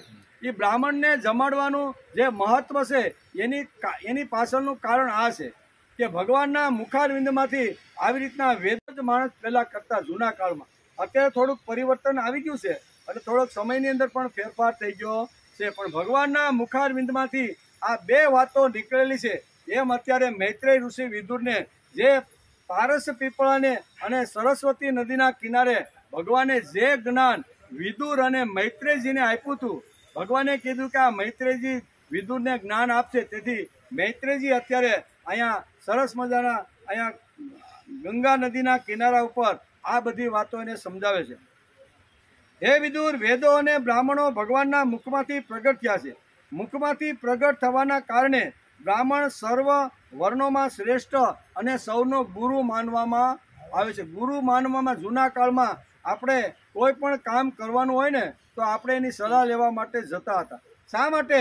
તો કે એ ભગવાનના મુખારવિંદમાંથી આવી રીતના પ્રગટ થયા છે. તેથી કહે છે કે એ સૌના ગુરુ છે અને બ્રાહ્મણ એ શ્રેષ્ઠ છે. તેથી એને રોજ નમસ્કાર કરવા જોઈએ. જૂના કાળની અંદર આપણે બધાને ખબર છે કે જૂના કાળમાં એક પદ્ધતિ હતી. ભગવાનને જો જમાડવાના હોય ને તો ભગવાનને જમાડવા માટેના 2 સ્થાન શાસ્ત્રકારોએ રાખી દીધા છે. ભગવાનને જો તૃપ્ત કરવાના હોય તો આ 2 જગ્યા એવી છે કે જ્યાં તમે એ આપો એટલે એ ભગવાન સુધી પહોંચી જાય. એ 2 જગ્યાની અંદર પ્રથમનું નામ આવે છે બ્રાહ્મણ અને બીજું આવે છે અગ્નિ. આ 2 સાધનો એવા છે કે એ 2 સાધનોને તમે સ્વાહા કરીને જમાડવાનો પ્રયત્ન કરો તો ભગવાન એનો આવી રીતનો ઉપયોગ કરે છે. તેથી અગ્નિની અંદર આપણે સ્વાહા કરીએ ને, આપણે યજ્ઞ કરતા હોય, પંચમહાભૂત યજ્ઞ આપણે જે કરતા રહેલા છીએ એની અંદર સ્વાહા આપણે જે કરી અને અગ્નિની અંદર કિંમતી દ્રવ્ય અને કિંમતી વસ્તુને આપણે આહુતિ આપી. એનું કારણ શું છે? યજ્ઞ એ ભગવાનનું રૂપ છે. યજ્ઞની અંદર અગ્નિ પ્રગટ થયો છે અને અમે અગ્નિને નહીં પણ ભગવાનને જમાડતા રહેલા છે. આ જૂના કાળની એક સુંદર મજાની પદ્ધતિ હતી. તેથી અહીંયા શાસ્ત્રકાર વેદવ્યાસ લખે છે કે આવી રીતના ભગવાનના મુખારવિંદમાંથી બ્રાહ્મણ અને વેદો નિર્માણ થયા. વેદ એટલે વિચાર, બરોબર? વેદ એટલે દિવ્ય વિચાર, કે જે વિચાર સાંભળ્યા પછી માણસ જો થાકેલો હોય, કંટાળેલો હોય, તો માણસ ચાલવા ને દોડવા લાગે. આ દિવ્ય અને તેજસ્વી વિચારો જેની અંદર ઠાંસીને ભરવામાં આવ્યા છે, બરોબર, એને વેદ કહેવામાં આવે છે. વેદની અંદર જો સામાન્ય વાતો જો સમજવાની હોય તો પ્રયત્ન કર્યા વગર કાંઈ મળતું નથી. મારે મફતનું જોતું નથી, આ વેદોનો સિદ્ધાંત છે. કર્યા વગર કાંઈ મળે નહીં અને મફતનું મારે જોતું નથી. કરેલું કોઈ દી નિષ્ફળ જાતું નથી, માટે તું નિરાશ થઈશ નહીં. આ વેદોના સિદ્ધાંતો છે. કહેવાનો અર્થ, કામ કરતો જા, હાંક મારતો જા, મદદ તૈયાર છે, વિશ્વાસ ક્યારેય ગુમાવીશ ને. આ બધા જે સિદ્ધાંતો છે એ બધા સિદ્ધાંતો વેદોની રૂચાઓ છે. એટલે ભગવાનના મુખારવિંદમાંથી આ વેદો નીકળ્યા છે. ભગવાનના મુખારવિંદમાંથી બ્રાહ્મણ પ્રગટ થયો છે અને આ બ્રાહ્મણ સમાજના અંતિમ માણસ સુધી સંસ્કાર અને વિચારો લઈ અને સમાજને સુદૃઢ બનાવવાનું કામ કરતો હતો. એવું અહીંયા વેદ વ્યાસ લખે છે. અને મૈત્રેયજી ઋષિ અત્યારે વિદુરને અહીંયા ગંગા નદીના પવિત્ર કિનારા ઉપર આ બધી વાતો સમજાવે છે. પાણીનો ટાઈમ થઈ ગયો છે એમ કે, બરોબર ને? તો આપણે પાણી પી લઈ. આ તો રવજી બાપા મારા આવી જશે. અરે અરે નો હરવાને કામયું તમે કરવા, રામે લીધો અવતાર બાર ભૂમિનો હરવા. અરે ચૈત્ર સુધી નો મને અવતર્યા શ્રેયા, દશરથ કૌશલ્યા તણા પૂરણ કરે કામ. હે રામ અવધવાસી ન કોડ પૂરા કરવા, રામ અવધવાસી ન કોડ પૂરા કરવા, રામે લીધો અવતાર બાર ભૂમિનો હરવા. વિશ્વામિત્રના યજ્ઞનો અને પૂરણ કરવા કામ, બંને બંધો સીધાવ્યા લક્ષ્મણ ને શ્રીરામ. હે રામ તડક્યા સુબાહુના પ્રાણે હરવા, હે રામ તડક્યા સુબાહુના પ્રાણે હરવા, રામે લીધો અવતાર બાર ભૂમિનો હરવા. હરે ભોપતિ સર્વે ભેળા થયા ને જનકપુરની હેમાય, ધનુષ તોડવા કારણે જનકે તેડાવ્યા જાય. હે રામે તોડ્યું ધનુષ સીતાજીને વરવા, રામે તોડ્યું ધનુષ સીતાજીને વરવા, રામે લીધો અવતાર બાર ભૂમિનો હરવા. અરે વસન પિતાના પાળવા, સતી સીતા લક્ષ્મણ સામ, કઈ કઈ તણા કલેશ છે રામ પધાર્યાવાન. હે રામ ઝાડ પહાડો માં લાગ્યા ફરવા, રામ ઝાડ પહાડો માં લાગ્યા ફરવા, રામે લીધો અવતાર બાર ભૂમિનો હરવા. અરે પંચવટીમાં પધાર્યા ને મળ્યા મુનિવરને, મિત્ર થયો મહાબળી રુદ્ર જટાયો એક. હે ત્યાં તો આવે શૂરપણખા કેવું કપટે કરવા, ત્યાં તો અહીંયા આવે શૂરપણખા કેવું કપટે કરવા, રામે લીધો અવતાર બાર ભૂમિનો હરવા. અરે નાક કાન કપાઈ ગયા અને ગયે રાવણ ને પાર, જોઈ બેનીના રૂપ ને રાવણ થયો ઉદાસ. હે રાવણ ક્રોધ કરીને હલો સીતા હરવાય, રાવણ ક્રોધ કરીને હલો સીતા હરવા, રામે લીધો અવતાર બાર ભૂમિનો હરવા. અરે મામો મારે શિવરોગ થયો અને રાવણ આવ્યો ત્યાંય વળતા લક્ષ્મણ દોડજો એમ કર્યો પુકાર એવો સુણી સીતાનું મન લાગ્યો ભમવા એવું સુણી સીતાનું મન લાગ્યો ભમવા રામે લીધો અવતાર બાર ભૂમિનો હરવા અરે વેશ ધર્યો યોગીતણો રાવણ આવ્યો ત્યાંય કપટ કરે ભીખ માગતા સીતા હરી ગયો ત્યાંય હેવા રાવણ થી જાનકીજી લાગ્યા ડરવાય એવા રાવણ થી જાનકીજી લાગ્યા ડરવા રામે લીધો અવતાર બાર ભૂમિનો હરવા અરે સુની મઢે દેખી લે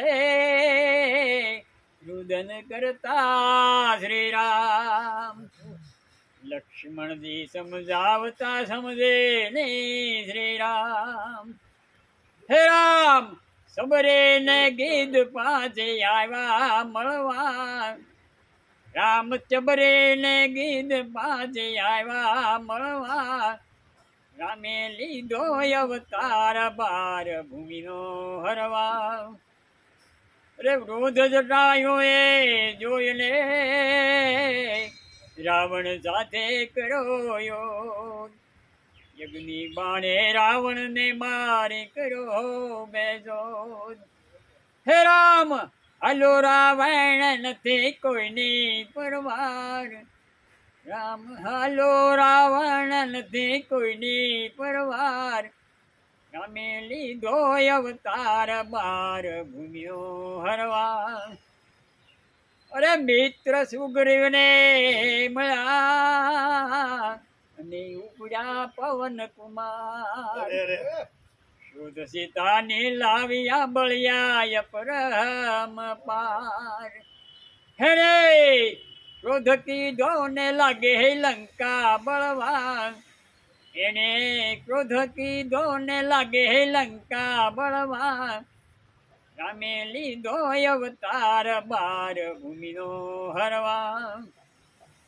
અરે સેન બધું ભેગું કર્યો અને સમુદ્રમાં બાંધે પાર રાજા રાવણ ને માર્યો ને સીતાના સદિયા કાજ હે રામ ભક્તોના કામ બધા લાગ્યા કરવા રામ ભક્તોના કામ બધા લાગ્યા કરવા રામે લીધો અવતાર બાર ભૂમિનો હરવા અરે જય જયકાર ત્રણ લોકમાં અને દેવો થયા પ્રસાદ સુખ શાંતિ સૌને આપી રામ બિરાજ્યા ભુવન હે રામ સંતો ભેગા થયા ભજન કરવા હે રામ સંતો ભેગા થયા ભજન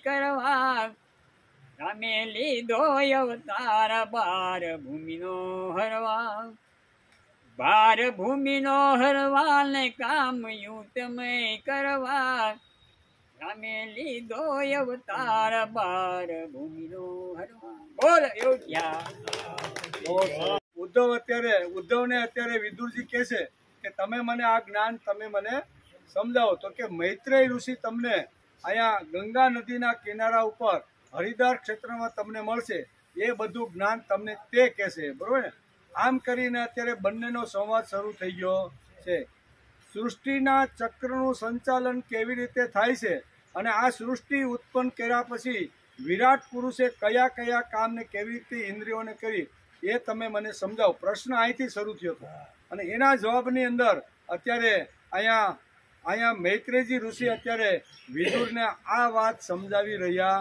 છે કે એમાં 23 શ્લોકની અંદર આખી સૃષ્ટિનું ચક્ર કેવી રીતે ચાલે છે કયા દેવતાઓને કયા સ્થાન ઉપર બિરાજમાન કરવામાં આવ્યા છે એ બધી જ વાત અત્યારે મૈત્રેય ઋષિ અત્યારે વિદુરજીને ગંગા મૈયાના કિનારા ઉપર હરિદ્વાર ક્ષેત્રમાં આ વાત સમજાવે છે.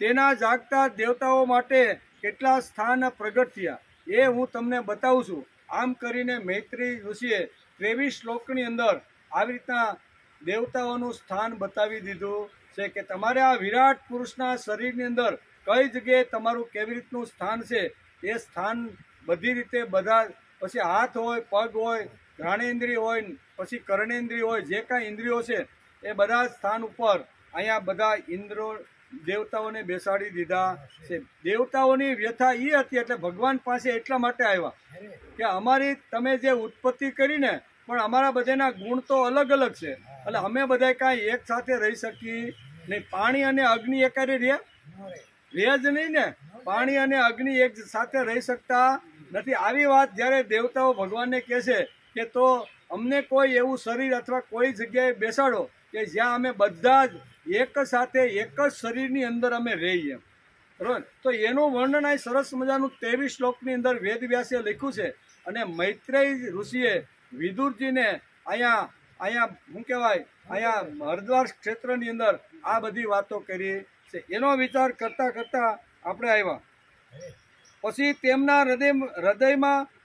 તેમના હૃદય પ્રગટ થયું, જેમાં ચંદ્ર પોતાના અંશભૂત મન સમેત સ્થિત થયો.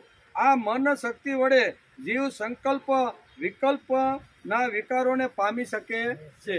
ત્યાર પછી વિરાટ પુરુષમાં અહંકાર ઉત્પન્ન થયો. પોતાના આ આશ્રયમાં અભિમાન રુદ્રે પોતાની ક્રિયાશક્તિ સમેત પ્રવેશ કર્યો, બરાબર ને. આ બધા અહંકાર આવે અથવા અભિમાન આવે તો એની જગ્યા ઉપર પણ કોઈને બેહાડો તો પડે જ ને.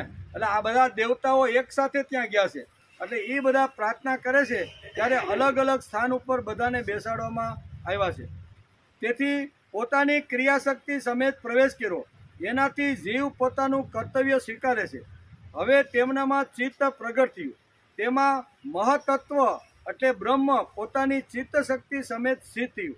આ ચિત્ત શક્તિથી જીવ વિજ્ઞાન એટલે કે ચેતનાની પ્રાપ્તિ કરી શકે છે. જ્ઞાન અને વિજ્ઞાન જો પ્રાપ્ત કરવાનું હોય તો બ્રહ્માજી પણ તેને આવીને સ્થિત થઈને બેસી ગયા છે. ત્યાર પછી કહે છે કે આ વિરાટ પુરુષના મસ્તકમાંથી સ્વર્ગલોક, પગોમાંથી પૃથ્વી, નાભીમાંથી અંતરિક્ષ આકાશ ઉત્પન્ન થયા. એમનામાં ક્રમશઃ સત્વ, રજ અને તમ આ ત્રણેય ગુણોના પરિણામ રૂપ દેવતા, મનુષ્ય, પ્રેત વગેરે જોવા મળે છે. બધા પ્રેત પણ આપણે કહીએ ને કે પ્રેત પણ આપણે જોવા મળે છે, મનુષ્ય પણ જોવા મળે છે, દેવતાઓ પણ જોવા મળે છે. એનું કારણ આ છે. આ પૈકી દેવતાઓ સત્વગુણની અધિકતાના કારણે સ્વર્ગલોકમાં, મનુષ્યો અને તેમની ઉપયોગીતા થાય તે માટે પ્રાણીઓ રજુગુણના પ્રાધાન્યને કારણે પૃથ્વી ઉપર, તમોગુણી સ્વભાવવાળા હોવાથી રુદ્રના પાર્ષદો ભૂત, પ્રેત વગેરે બંનેની વચ્ચે રહેલા ભગવાનના નાભી સ્થાનની અંતરિક્ષ એટલે કે અતિરિક્ષ લોકમાં રહે છે. હે વિદુરજી, વેદો અને બ્રાહ્મણો ભગવાનના મુખમાંથી પ્રગટ થયા. મુખમાંથી પ્રગટ થવાના કારણે બ્રાહ્મણો સર્વ વર્ણોમાં શ્રેષ્ઠ છે, સૌના ગુરુ છે. તેમની ભુજાઓમાંથી ક્ષત્રિય વૃત્તિ અને તેઓનું અવલંબન કરનારો ક્ષત્રિય વર્ણ ઉત્પન્ન થયો. જે વિરાટ ભગવાનનો અંશ હોવાના કારણે જન્મ લઈને ચોર વગેરે ઉપદ્રવમાંથી બધા વર્ણનું રક્ષણ કરવા લાગ્યો. અહીંયા 4 વર્ણોની બ્રાહ્મણ, ક્ષત્રિય, વૈશ્ય અને શૂદ્ર આ બધા જે ઉત્પન્ન થયા છે તો એને કઈ કઈ જગ્યાએ કેવી રીતના કામ કરવાના એનું વર્ણન વેદવ્યાસ લખે છે. અને અત્યારે અહીંયા મૈત્રી ઋષિ અત્યારે વિદુરજીને સમજાવે છે કે સમાજની અંદર ચોર અને ઉપદ્રવ જો વધતા હોય તો એના રક્ષણની માટે અહીંયા ક્ષત્રિયનું નિર્માણ થયું. ભગવાનની બંને જાંગોમાંથી બધા લોકોનો નિર્વાહ કરનારી વૈશ્ય વૃત્તિ ઉત્પન્ન થઈ અને એમનામાંથી વૈશ્ય વર્ણ પણ ઉદ્ભવ થયો. આ વર્ણ પોતાની વૃત્તિથી બધા જીવોની આજીવિકા ચલાવે છે. પછી બધા ધર્મોની સિદ્ધિ માટે ભગવાનના ચરણોમાંથી સેવા વૃત્તિ પ્રગટ થઈ અને તેમનામાંથી પહેલા તે વૃત્તિનો અધિકાર શૂદ્ર વર્ણ પણ પ્રગટ થયો, જેની વૃત્તિથી શ્રીહરિ પ્રસન્ન થઈ ગયા. આ 4 વર્ણ આવી રીતના નિર્માણ થયા અને ચારે ચાર વર્ણોના કેવા રીતના કામ છે એની પણ અહીંયા વાત બહુ સરસ રીતે કરે છે. બ્રાહ્મણનું કામ છે વેદ ભણવા અને ભણાવવા. ક્ષત્રિયોનું કામ છે જે સમાજની અંદર ચોર છે, લૂંટારા છે, એ સમાજને જ્યારે હેરાન કરતા હોય ત્યારે સમાજના માણસોનું રક્ષણ કરી અને એને આ ક્ષત્રિયનું કામ છે. પછી વેશ્ય આવ્યો એટલે કે વેશ્ય આવ્યો એટલે એણે ખેતી કરવાની, ગૌપાલન કરવાનું, આમ કરી અને સમાજનું ઉદર પેટ ભરવાનું જે કામ છે સમાજના લોકોનું, એ કામ વેશ્ય લોકો કરતા રહેલા છે. સેવાની જ્યારે વાત આવી ત્યારે એમાંથી શૂદ્ર વર્ગ આવી તો પ્રગટ થયો અને સમાજના અનેક પ્રકારની સેવાકીય જે પ્રવૃત્તિઓ છે એની અંદર રાખી દીધો. અને આ એટલે કે આવી રીતના શૂદ્ર વર્ગ ઉત્પન્ન થતા પ્રગટ થયો, જેથી એટલે કે જેની વૃત્તિથી શ્રીહરિ પ્રસન્ન થઈ ગયા. આ ચારે ચાર વર્ણ બ્રાહ્મણ, ક્ષત્રિય, વૈશ્ય અને શૂદ્ર આવી રીતના પ્રગટ થયા અને એ જોતા ભગવાન આનંદ થયા. આ ચારે વર્ણો પોતપોતાની વૃત્તિઓ સહિત જેમનામાંથી ઉત્પન્ન થયા છે તેઓ પોતાના ગુરુ શ્રીહરિ પોતપોતાના ધર્મો થકી ચિત્ત શુદ્ધિ માટે શ્રદ્ધાપૂર્વક પૂજન કરે છે. હે વિદુરજી, આ વિરાટ પુરુષ ભગવાનની કળા, કર્મ અને સ્વભાવ શક્તિથી યુક્ત યોગ માયાના પ્રભાવને પ્રગટ કરનારો છે. તેના સ્વરૂપનું સંપૂર્ણ વર્ણન કરવાનું સાહસ કરી શકે છે. તેમ છતાં પ્રિય વિદુરજી, હું તમને આ જે ભગવાન જે શ્રીહરિ પ્રસન્ન થઈ ગયા છે એ શા માટે પ્રસન્ન કરું છું એમ વિદુરજીને અત્યારે મૈત્રેય ઋષિ કહે છે. મૈત્રેય ઋષિ કહે છે કે બધા ધર્મોની સિદ્ધિનું મૂળ સેવા છે.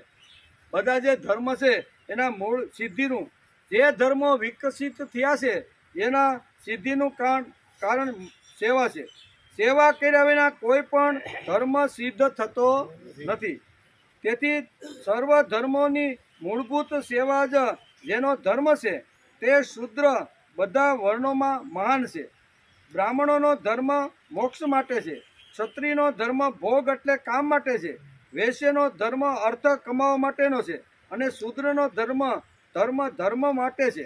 આ રીતે પ્રથમ ત્રણ વર્ણોના ધર્મો અન્ય પુરુષાર્થો માટે છે, પણ શૂદ્રનો ધર્મ સ્વ પુરુષાર્થ અર્થાત ધર્મ માટે છે. તેથી તેની વૃત્તિથી ભગવાન પ્રસન્ન થઈ ગયા. અહીં કહે છે ને કે શૂદ્રની જ્યારે ઉત્પત્તિ થઈ અથવા ઉત્પન્ન કર્યા ત્યારે શ્રીહરિ એકદમ પ્રસન્ન થઈ ગયા. એનું કારણ શું છે તો કે બ્રાહ્મણ, ક્ષત્રિય અને વૈશ્ય એ ત્રણે ત્રણની સેવાની અંદર આ વર્ગ સતત રત રહેલો છે. આ સેવાનું કામ કરે છે. સેવાની અંદર ત્રણ વાતો અપેક્ષિત છે. જેની આપણે સેવા કરીએ છીએ ને તો એની પાસે કારણ કે વ્યક્તિગત જીવન આધ્યાત્મિક બનાવવાનો જે પ્રયત્ન કરે છે એને સેવા કહેવામાં. વ્યક્તિગત જીવન હોય આપણું એને આધ્યાત્મિક બનાવવાનો માણસે પ્રયત્ન કરવો જોઈએ. આ જો કર્મયોગ આપણે જો કરતા હોય તો એના માટે પણ એક સેવા શબ્દ વપરાય છે. કુટુંબનું ભરણ પોષણ આવી રીતનું થતું હોય તો એના માટે પણ આ શબ્દ વાપરવામાં આવે છે. કહેવાનો અર્થ કે સેવાકીય જે પ્રવૃત્તિ છે એ સેવાકીય પ્રવૃત્તિ બ્રાહ્મણ, ક્ષત્રિય અને વૈશ્યની આ શૂદ્ર વર્ગ કરતો રહેલો છે. એનું જ્યારે પ્રાગટ્ય થયું ત્યારે ભગવાન શ્રીહરિ એકદમ પ્રસન્ન થઈ ગયા કે સમાજની અંદર સેવા એ મુખ્ય અગત્યની વાત છે. ત્યાર પછી કહે છે, હે વિદુરજી, આ વિરાટ પુરુષ ભગવાનની કાળ, કર્મ અને સ્વભાવ શક્તિથી યુક્ત યોગ માયાના પ્રભાવને પ્રગટ કરનારો છે.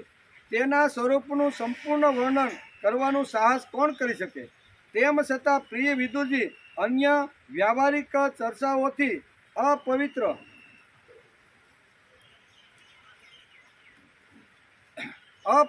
થયેલી પોતાની વાણીને પવિત્ર કરવા માટે જેવી મારી બુદ્ધિ છે અને જેવું મેં ગુરુ મુખેથી સાંભળ્યું છે, ભગવાન શ્રી કૃષ્ણ પારસ પીપળાની નીચે સરસ્વતીના કિનારા ઉપર જતા જતા મને જે જ્ઞાન આપ્યું છે એ મને જેટલું સ્મરણમાં રહ્યું છે એ બધું તમે જે પૂછેલો જે પ્રશ્ન છે એ પ્રશ્નના જવાબ રૂપે હું તમને આ વાત સમજાવું છું. એટલે કે ભગવાન શ્રી કૃષ્ણ એ જગતના ગુરુ છે.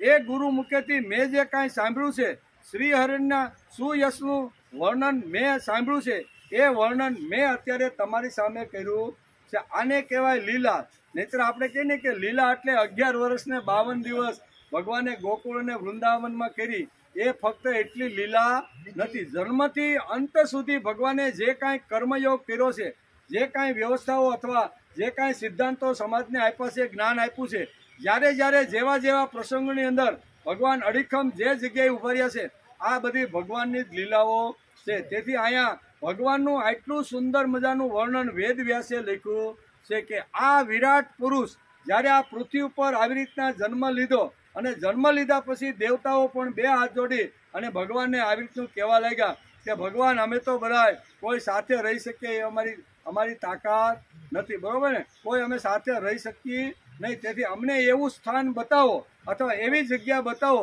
કે જ્યાં અમે બધા એક જગ્યાએ સાથે રહી અને અમારો કર્મયોગ એટલે કે ક્રિયાશક્તિ અમને જે મળેલી છે એ ક્રિયાશક્તિનો અમે સારી રીતે ઉપયોગ કરી. આ બધી જે તત્વજ્ઞાનની વાતો હતી, જ્ઞાનની વાતો હતી, અથવા સૃષ્ટિ ચક્રનું ઉત્પન્ન થયું અને કેવી રીતનું સંચાલન થાય છે, એ બધી વાતો અત્યારે અહીંયા વિદુરજીએ જ્યારે અહીંયા મૈત્રેય ઋષિને જ્યારે પૂછ્યું ત્યારે મૈત્રેય ઋષિને આ પ્રમાણે વાત કરી. જતા જતા ભગવાને જ્યારે સ્વધામ ગયા ને ત્યારે મને જે કાંઈ સંદેશો અથવા મને જે કંઈ જ્ઞાન આપ્યું હતું એ જ્ઞાન મારી બુદ્ધિ પ્રમાણે મારી શું કહેવાય યાદ શક્તિ પ્રમાણે સ્મરણ પ્રકારે મેં તમને આ બધું વર્ણન કર્યું છે. એમ વિદુરજીને મૈત્રેય ઋષિ કહે છે. મહાપુરુષોનો મત છે કે પુણ્ય શ્લોક શિરોમણી શ્રીહરિના ગુણનું ગાન કરવું એ જ મનુષ્યની વાણીનો તથા વિદ્વાનોના મુખેથી ભગવાનના કથામૃતનું પાન કરવું એ જ તેમના કાનોનો સૌથી મોટો લાભ અને વૈભવ છે. કીધું કે ભગવાનની વાણી જેમ આપણા મુખમાંથી સતત વહેતી રહે અને કર્ણ સતત સાંભળતા રહે, આ જ આપણા જીવનની ઇતિ કર્તવ્ય છે. એટલે કે શ્રીહરિના ગુણ એટલા છે કે જીભ વડે ગમે તેટલું એનું ગાન કરીએ ને તો શ્રીહરિના ગુણનો કોઈ પાર આવી શકે એમ નથી. એમ અત્યારે અહીં મૈત્રેય ઋષિ વિદુરને સમજાવે છે. અને હકીકતે છે આપણે પણ આપણી વાણીને પવિત્ર કરવી જોઈએ. અને વાણીને પવિત્ર કરવા માટે આપણે ઘણીવાર કહીએ છીએ કે આપણે જ્યારે ખેતી હતા, જ્યારે યંત્રયુગ આવ્યો નહોતો, ટ્રેક્ટરો કે જેસીબી કે મોટા મોટા આવી રીતના યંત્રો નહોતા કે જે ખેતી આવી રીતનું કરી શકે, તો એ વખતે આપણે બધા શું કહેવાય બળદોથી જ બધા ખેતી કરતા હતા, બરોબર. સવારના પોરની અંદર દિવાળીના દિવસો હોય, બરોબર, અને એક તો મગફળી કાઢ્યા પછી બધું ખેતર તૈયાર કરવાનું અને પાછું શિયાળુ સિઝન વાવવાની, એટલે ડબલ કામ એ વખતે આપણા હતા. તેથી દરેક ખેડૂત એ કાળમાં યંત્ર નહોતા, તેથી સવારમાં 4, 4:30, 5 વાગે બળદોને હાથી લઈ અને વાડીએ આવી રીતના ખેતરમાં જાય. ભગવાન એટલે કે પૃથ્વી માતાને નમસ્કાર કરી અને ખેડૂત પોતાની આવી રીતની કામની શરૂઆત, ક્રિયાશક્તિની શરૂઆત કરે. એ વખતે એકલો હોય, વાતાવરણ એકદમ સુંદર અને પવિત્ર હોય, ચારે બાજુ એક શાંત હોય, એવા સમયે પ્રભાતિયા શરૂ કરતો. શા માટે? તો કે મારી વાણીને મારે પવિત્ર કરવી છે. વાણીની જો પવિત્રતા કરવાની હોય તો ભગવાનના ગુણાનુવાદનું વર્ણન માણસે કરવું જોઈએ. અને ગુણાનુવાદનું વર્ણન જો કરવાનું હોય તો એના માટે જીભ આપણી જે ઇન્દ્રિય છે ને એ ખૂબ જ અપેક્ષિત છે. તેથી વાણી પવિત્ર થાય. મારી ભગવાને મને જે વાણી આપી છે અને જે વાણી ઉપર ભગવાનને દેવતાઓને જે બેસાડ્યા છે એ દેવતાઓની ક્રિયા કાયમ માટે આવી રીતની ટકી રહે, એના માટે સુંદર મજાના પ્રભાતિયા ગાતા. કેવા ગાતા? આગને તુજા દવા કૃષ્ણ ગોવાળિયા તુજ વિના ધેનમાં ઓળ જાશે એ જાગને તુજા દવા દહીં તણા દહીં થરા ગીતણા ડેબરા કઢિયેલા દૂધ તે કોણ પીશે એ જાગને તુજા દવા કૃષ્ણ ગોવાળિયા તુજ વિના ધેનમાં કોણ જાશે 360 ગો વાળ ટોળે મળ્યા વડો રે ગોવાળિયો કોણ થાશે એ જાગને તું જાદવા કૃષ્ણ ગોવાળિયા તુજ વિના ધેનમાં કોણ જાશે યમુના ને તીરે વાલો ગાતા શા માટે તો કે આપણી વાણી પવિત્ર થાય અને આવા જે સારા તરંગો છે એ આખા તરંગો આખા જગતની અંદર ફેલાય, બરોબર, જે વિસ્તારમાં ફેલાય તો એનું વાતાવરણ પણ પવિત્ર થાય. આ બહુ ખૂબ જ તરંગો છે ને, માણસની વાણીમાંથી જે નીકળેલા જે તરંગો છે એ તરંગો આવી રીતના ફરતા હોય છે. દાખલા તરીકે આપણો દીકરો કોઈ અમેરિકા હોય કે ઓસ્ટ્રેલિયા હોય કે વિદેશમાં કોઈ જગ્યાએ હોય, બરોબર ને, હવે એને આપણે જોવો હોય, સાંભળવો હોય તો શું કરવું પડે? તો એના જે તરંગો છે ને એ ત્યાંથી મોબાઈલ ખોલે અથવા ટીવી ખોલે અને એની અંદર આવી રીતનો નંબર નાખીને આવી રીતનો ઘુમાવે એટલે એના તરંગો ઘડીના 6 ભાગની અંદર આપણા મોબાઈલમાં કે આપણા ટીવી પર આવે કે નહીં? આ તરંગો જો આવી રીતની નિર્જીવ વસ્તુ પણ એક જગ્યાએથી 6000 કિલોમીટર દૂર જો જઈ શકતી હોય તો મુખારવિંદમાંથી વાણી નીકળેલી ભગવાનનો પ્રેમ, ભગવાન ઉપરની આત્યંત ત્યાંથી નીકળેલા શબ્દો છે. નરસિંહ મહેતાના મુખારમાંથી આ અંતઃકરણ જ્યારે નરસિંહ મહેતાનું ભીનું થયું અને એમાંથી જે વાણી પ્રગટ થઈ એને આપણે પ્રભાતિયા કહીએ છીએ. આવા પ્રભાતિયા જો કોઈને સાંભળવામાં મળે તો 100% માણસનું હૃદય પરિવર્તન થઈ જાય છે. તેથી સારા વિચારોના સાનિધ્યમાં માણસ રહે ને તો ગમે તેવી બીમારી હોય ને તો બીમારી પણ ધીમે ધીમે હળવે હળવે અહીંયા રફુ ચક્કર થતી જાય છે. આવા ઘણા લોકોનો ઘણી રીતે અનુભવ વધે.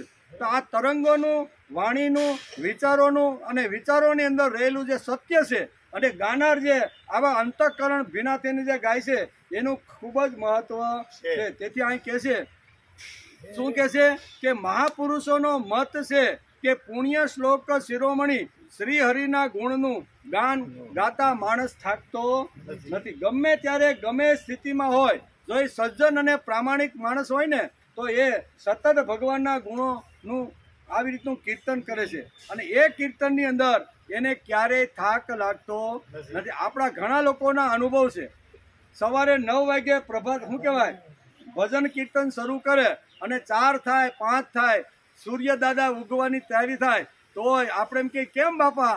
તો કે આમાં મજા જ આવે છે, રસ જ આવે છે. પણ તમે 4-5 કલાકથી તો ગાવશો ગળમ એ કે જેમ જેમ ગાવશો ને એમ સુંદર મજાનું ગળું સારું થતું જાય. તો આ શક્તિ કોણ આપે છે? બરોબર, આ શક્તિ, આ ગતિ આપનાર ભગવાન છે.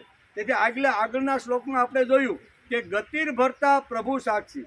અમારી જે કાંઈ વાણી છે, અમારા જે કાંઈ વિચારો છે, અમારી ક્રિયાશક્તિ છે, એ બધી ક્રિયાશક્તિઓને અંદર બેઠેલા જે દેવતાઓ છે એ બધા દેવતાઓ ધક્કો મારતા રહેલા છે. તેથી વાણી હોય, આંખ હોય, નસકોરા હોય, જીભ હોય, પગ હોય કે હાથ હોય, આ બધા જે આપણી ઇન્દ્રિયોની પાછળ એક દેવોની શક્તિ આવી રીતની ભગવાને મૂકેલી છે. તેથી દેવોએ ભગવાનને કીધું કે અમારી શક્તિ આટલી બધી પ્રયત્ન કરીને આટલી મોટી શક્તિ અમે પ્રાપ્ત કરી છે, એ શક્તિ અમારી વેડફાય નહીં અથવા ખોટી જગ્યાએ ઉપયોગ ન થાય. એટલા માટે તમે અમને એવી જગ્યા ઉપર સ્થાન આપો કે અમને પણ આવી રીતના ભોગ મળે અને તમારું વર્ણન પણ એ ઇન્દ્રિયો દ્વારા થાય. તેથી ભગવાન વિરાટ પુરુષે સુંદર મજાની આ બધી જે શું કહેવાય દેવોની જે વાતો સાંભળી, બધા જ દેવોને અલગ અલગ સ્થાનમાં અલગ અલગ જગ્યાએ રાખી દીધા છે. એમાં વાણીની પણ વાત આવી છે, બરોબર ને? તો આ બધી વાતો અહીંયા છે. એટલે કે મહાપુરુષોનો મત છે કે પુણ્ય શ્લોક શિરોમણી શ્રી હરિના ગુણનું ગાન કરવું એ જ મનુષ્ય જીવનની ઇતિ કર્તવ્ય. માનવ દેહ મળ્યા પછી ભગવાનના ગુણોનું આવી રીતનું ગુણાનું વાત કરવું જોઈએ. જ્યારે જે સમયે જેવી રીતના બેઠા હોય તો બીજું કંઈ ન વિચારતા ભગવાનનું ચિંતન મનન અને એના ગુણોનું જ વર્ણન કરવું જોઈએ. કોઈ પણ જગ્યાએ બાકડા ઉપર બેસવા ગયા હોય તો ગમે તેવી ગામ ગપાટાવાળી વાત ન કરતા શ્રીહરિની ઘણી બધી લીલાઓ છે, શ્રીહરિની ઘણી બધી કથાઓ છે, અથવા શ્રીહરિએ આ સૃષ્ટિ સર્જન કરી અને ઘણી બધી વાતો આપણી સામે મૂકી દીધી તો એકાદી વાત આપણે એને સમજાવી કે ભાઈ આવી રીતનું ભગવાનની જે લીલાઓ છે, ભગવાનનું જે કામ છે ને, તો સાંભળવા વાળાને પણ થોડીક મજા આવશે અને આપણી વાણી પવિત્ર થશે. તેથી શ્રી હરિના ગુણોનું ગાન કરવું એ જ મનુષ્યની વાણીનો તથા સિદ્ધાંતોના મુખેથી ભગવાનનો કથામૃતનું પાન કરવું એ જ તેમના કાનોનો સૌથી મોટો વૈભવ છે. કાનનો મોટો વૈભવ કયો છે? ગમે તેવા વિચારો કાનને નહીં આપતા, કાનને સારા વિચારો આપવા જોઈએ. સારા વિચારો ભગવાન સિવાય અથવા શાસ્ત્ર સિવાય બીજા કોઈમાં નથી, એમ કે છે. આમ ભગવાનની માયા મોટા મોટા માયાવીને પણ મોહિત કરી મૂકનારી છે. હલકે ચક્રાઓમાં નાખનારી તેની ચાલ અનંત છે. તેથી હે વિદુર, સ્વયં ભગવાન પણ તેનો તાગ પામી શકતા નથી. તો પછી મારા જેવો મનુષ્ય તને આવી રીતનું કેવી રીતનું વધારે અહંકારના અભિમાની રુદ્ર અને અન્ય ઇન્દ્રિયોના અધિષ્ઠાતા દેવતાઓ પણ સમર્થ નથી. તે શ્રી ભગવાનને અમે નમસ્કાર કરીને મેં તમને મારી વાણી પવિત્ર થાય અને ભગવાને મને જે કાંઈ સરસ્વતી નદીના કિનારા ઉપર જે કાંઈ જ્ઞાન આપ્યું હતું એ જે મારું સ્મરણમાં રહ્યું એ મેં તમને કીધું. આમ કરીને 40 શ્લોકની અંદર આજે આ મૈત્રેય ઋષિએ વિદુરને આ રીતે વાત સમજાવી છે. ઇતિ શ્રીમદ ભાગવતે મહાપુરાણે પારમહંસ્યા સંહિતાયા તૃતીય સ્કંદે 6ઠો અધ્યાય, ત્રીજા સ્કંદ અંતર્ગત 6ઠો અધ્યાય સમાપ્ત થયો. 6ઠા અધ્યાયની અંદર સૃષ્ટિનું ચક્ર કેવી રીતનું નિર્માણ થયું અને સૃષ્ટિના ચક્રની અંદર કયા દેવતાઓને ક્યાં કેવી રીતના રાખ્યા એ મૈત્રેયજી ઋષિ અત્યારે અહીંયા વિદુરજીને સમજાવે છે. એ આખા આ બધા શ્લોકની અંદર આનું વર્ણન કરવામાં આવ્યું છે. 23 શ્લોકની અંદર સૃષ્ટિનું સર્જન કર્યા પછી દેવોની પ્રાર્થના ભગવાને સાંભળી અને ભગવાને એમ થયું કે આની ક્રિયાશક્તિ, આને આટલો જબરજસ્ત પ્રયત્ન કર્યો છે તો એની ક્રિયાશક્તિ ફેલ ન જાય એટલા માટે માનવ શરીરના અનેક જે ઇન્દ્રિયો છે એ ઇન્દ્રિયો પર એને બધાને સ્થાન આપી દઉં. તેથી બધી જગ્યાએ એને સ્થાન આપ્યું.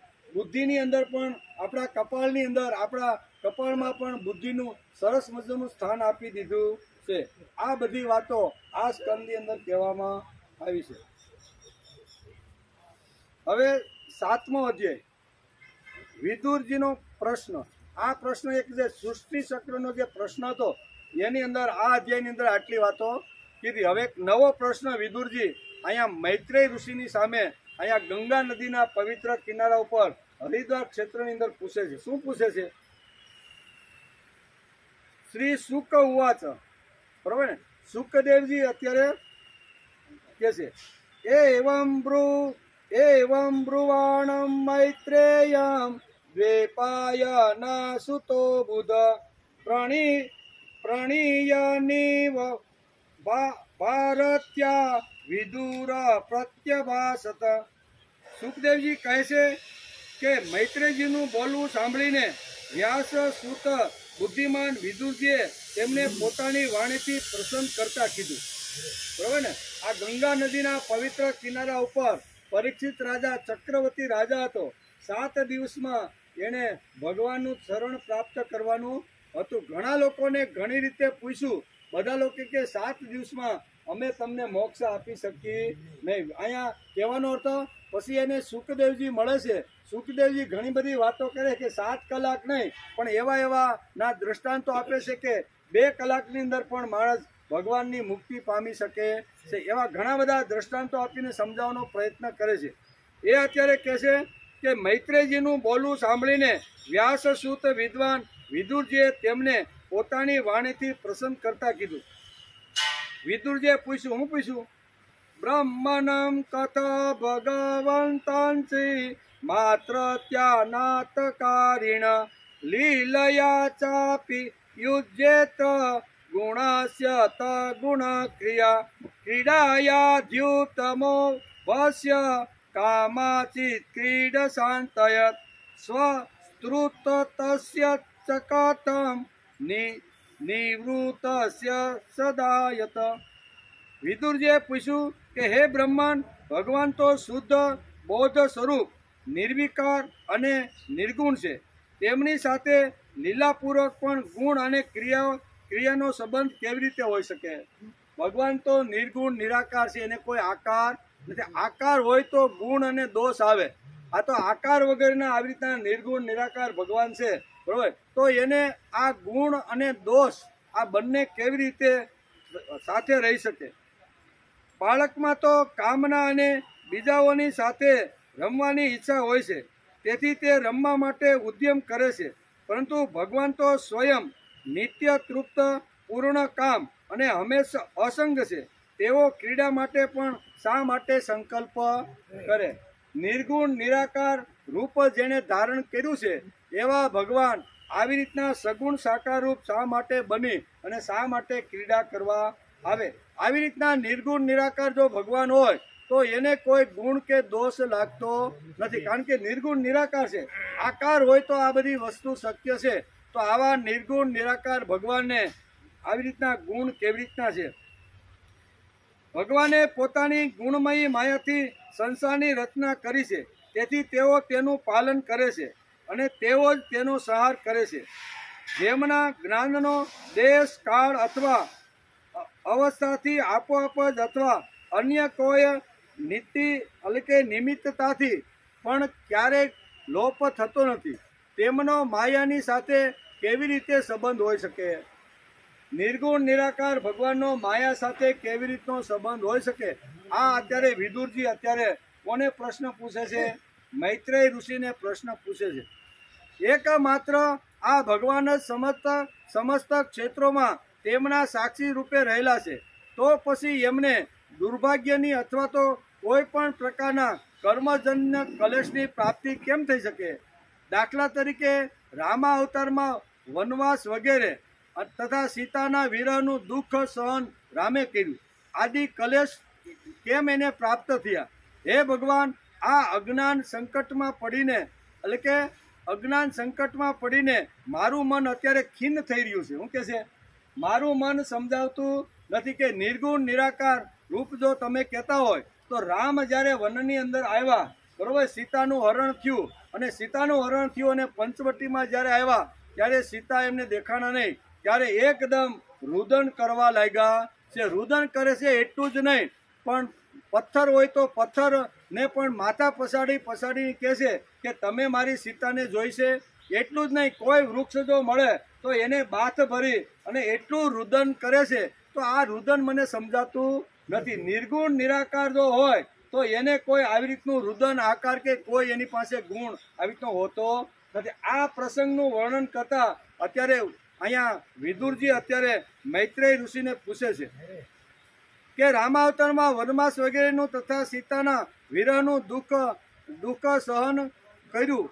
આદિ કલેશ કેમ પ્રાપ્ત થયા? આ બધા કલેશો, બધો રાજા હતા, આવી રીતની ઘણું બધું એની પાસે ધન સંપત્તિ હતી, પણ છતાંય આવા નિર્ગુણ નિરાકાર રૂપ શ્રી રામે આ બધા કલેશો શા માટે એને પ્રાપ્ત થયા? હે ભગવાન, આ અજ્ઞાન સંકટમાં પડીને મારું મન ઘણું ખિન્ન થઈ રહ્યું છે, મારું મન ઘણું વિસ્મિત થઈ રહ્યું છે. તમે મારા મનના આ મોહ અજ્ઞાનને કૃપા કરીને દૂર કરો. મને સમજાતું નથી કે નિર્ગુણ નિરાકાર રૂપ જ્યારે આ હોય ત્યારે એને આવી અગવડ કેમ પડે? તો પડવી જ નહીં, કારણ કે એને આકાર હોય તો આ બધું લાગે, આકાર ન હોય તો એને કોઈ વસ્તુ આવી રીતની લાગી પડતી નથી. તેથી મારું મન ખિન્ન થયું છે, મારું મન અત્યારે એકદમ મોહિત થયું છે. તેથી હે ભગવાન, તમે મારા પ્રશ્નનો ઉત્તર આપો.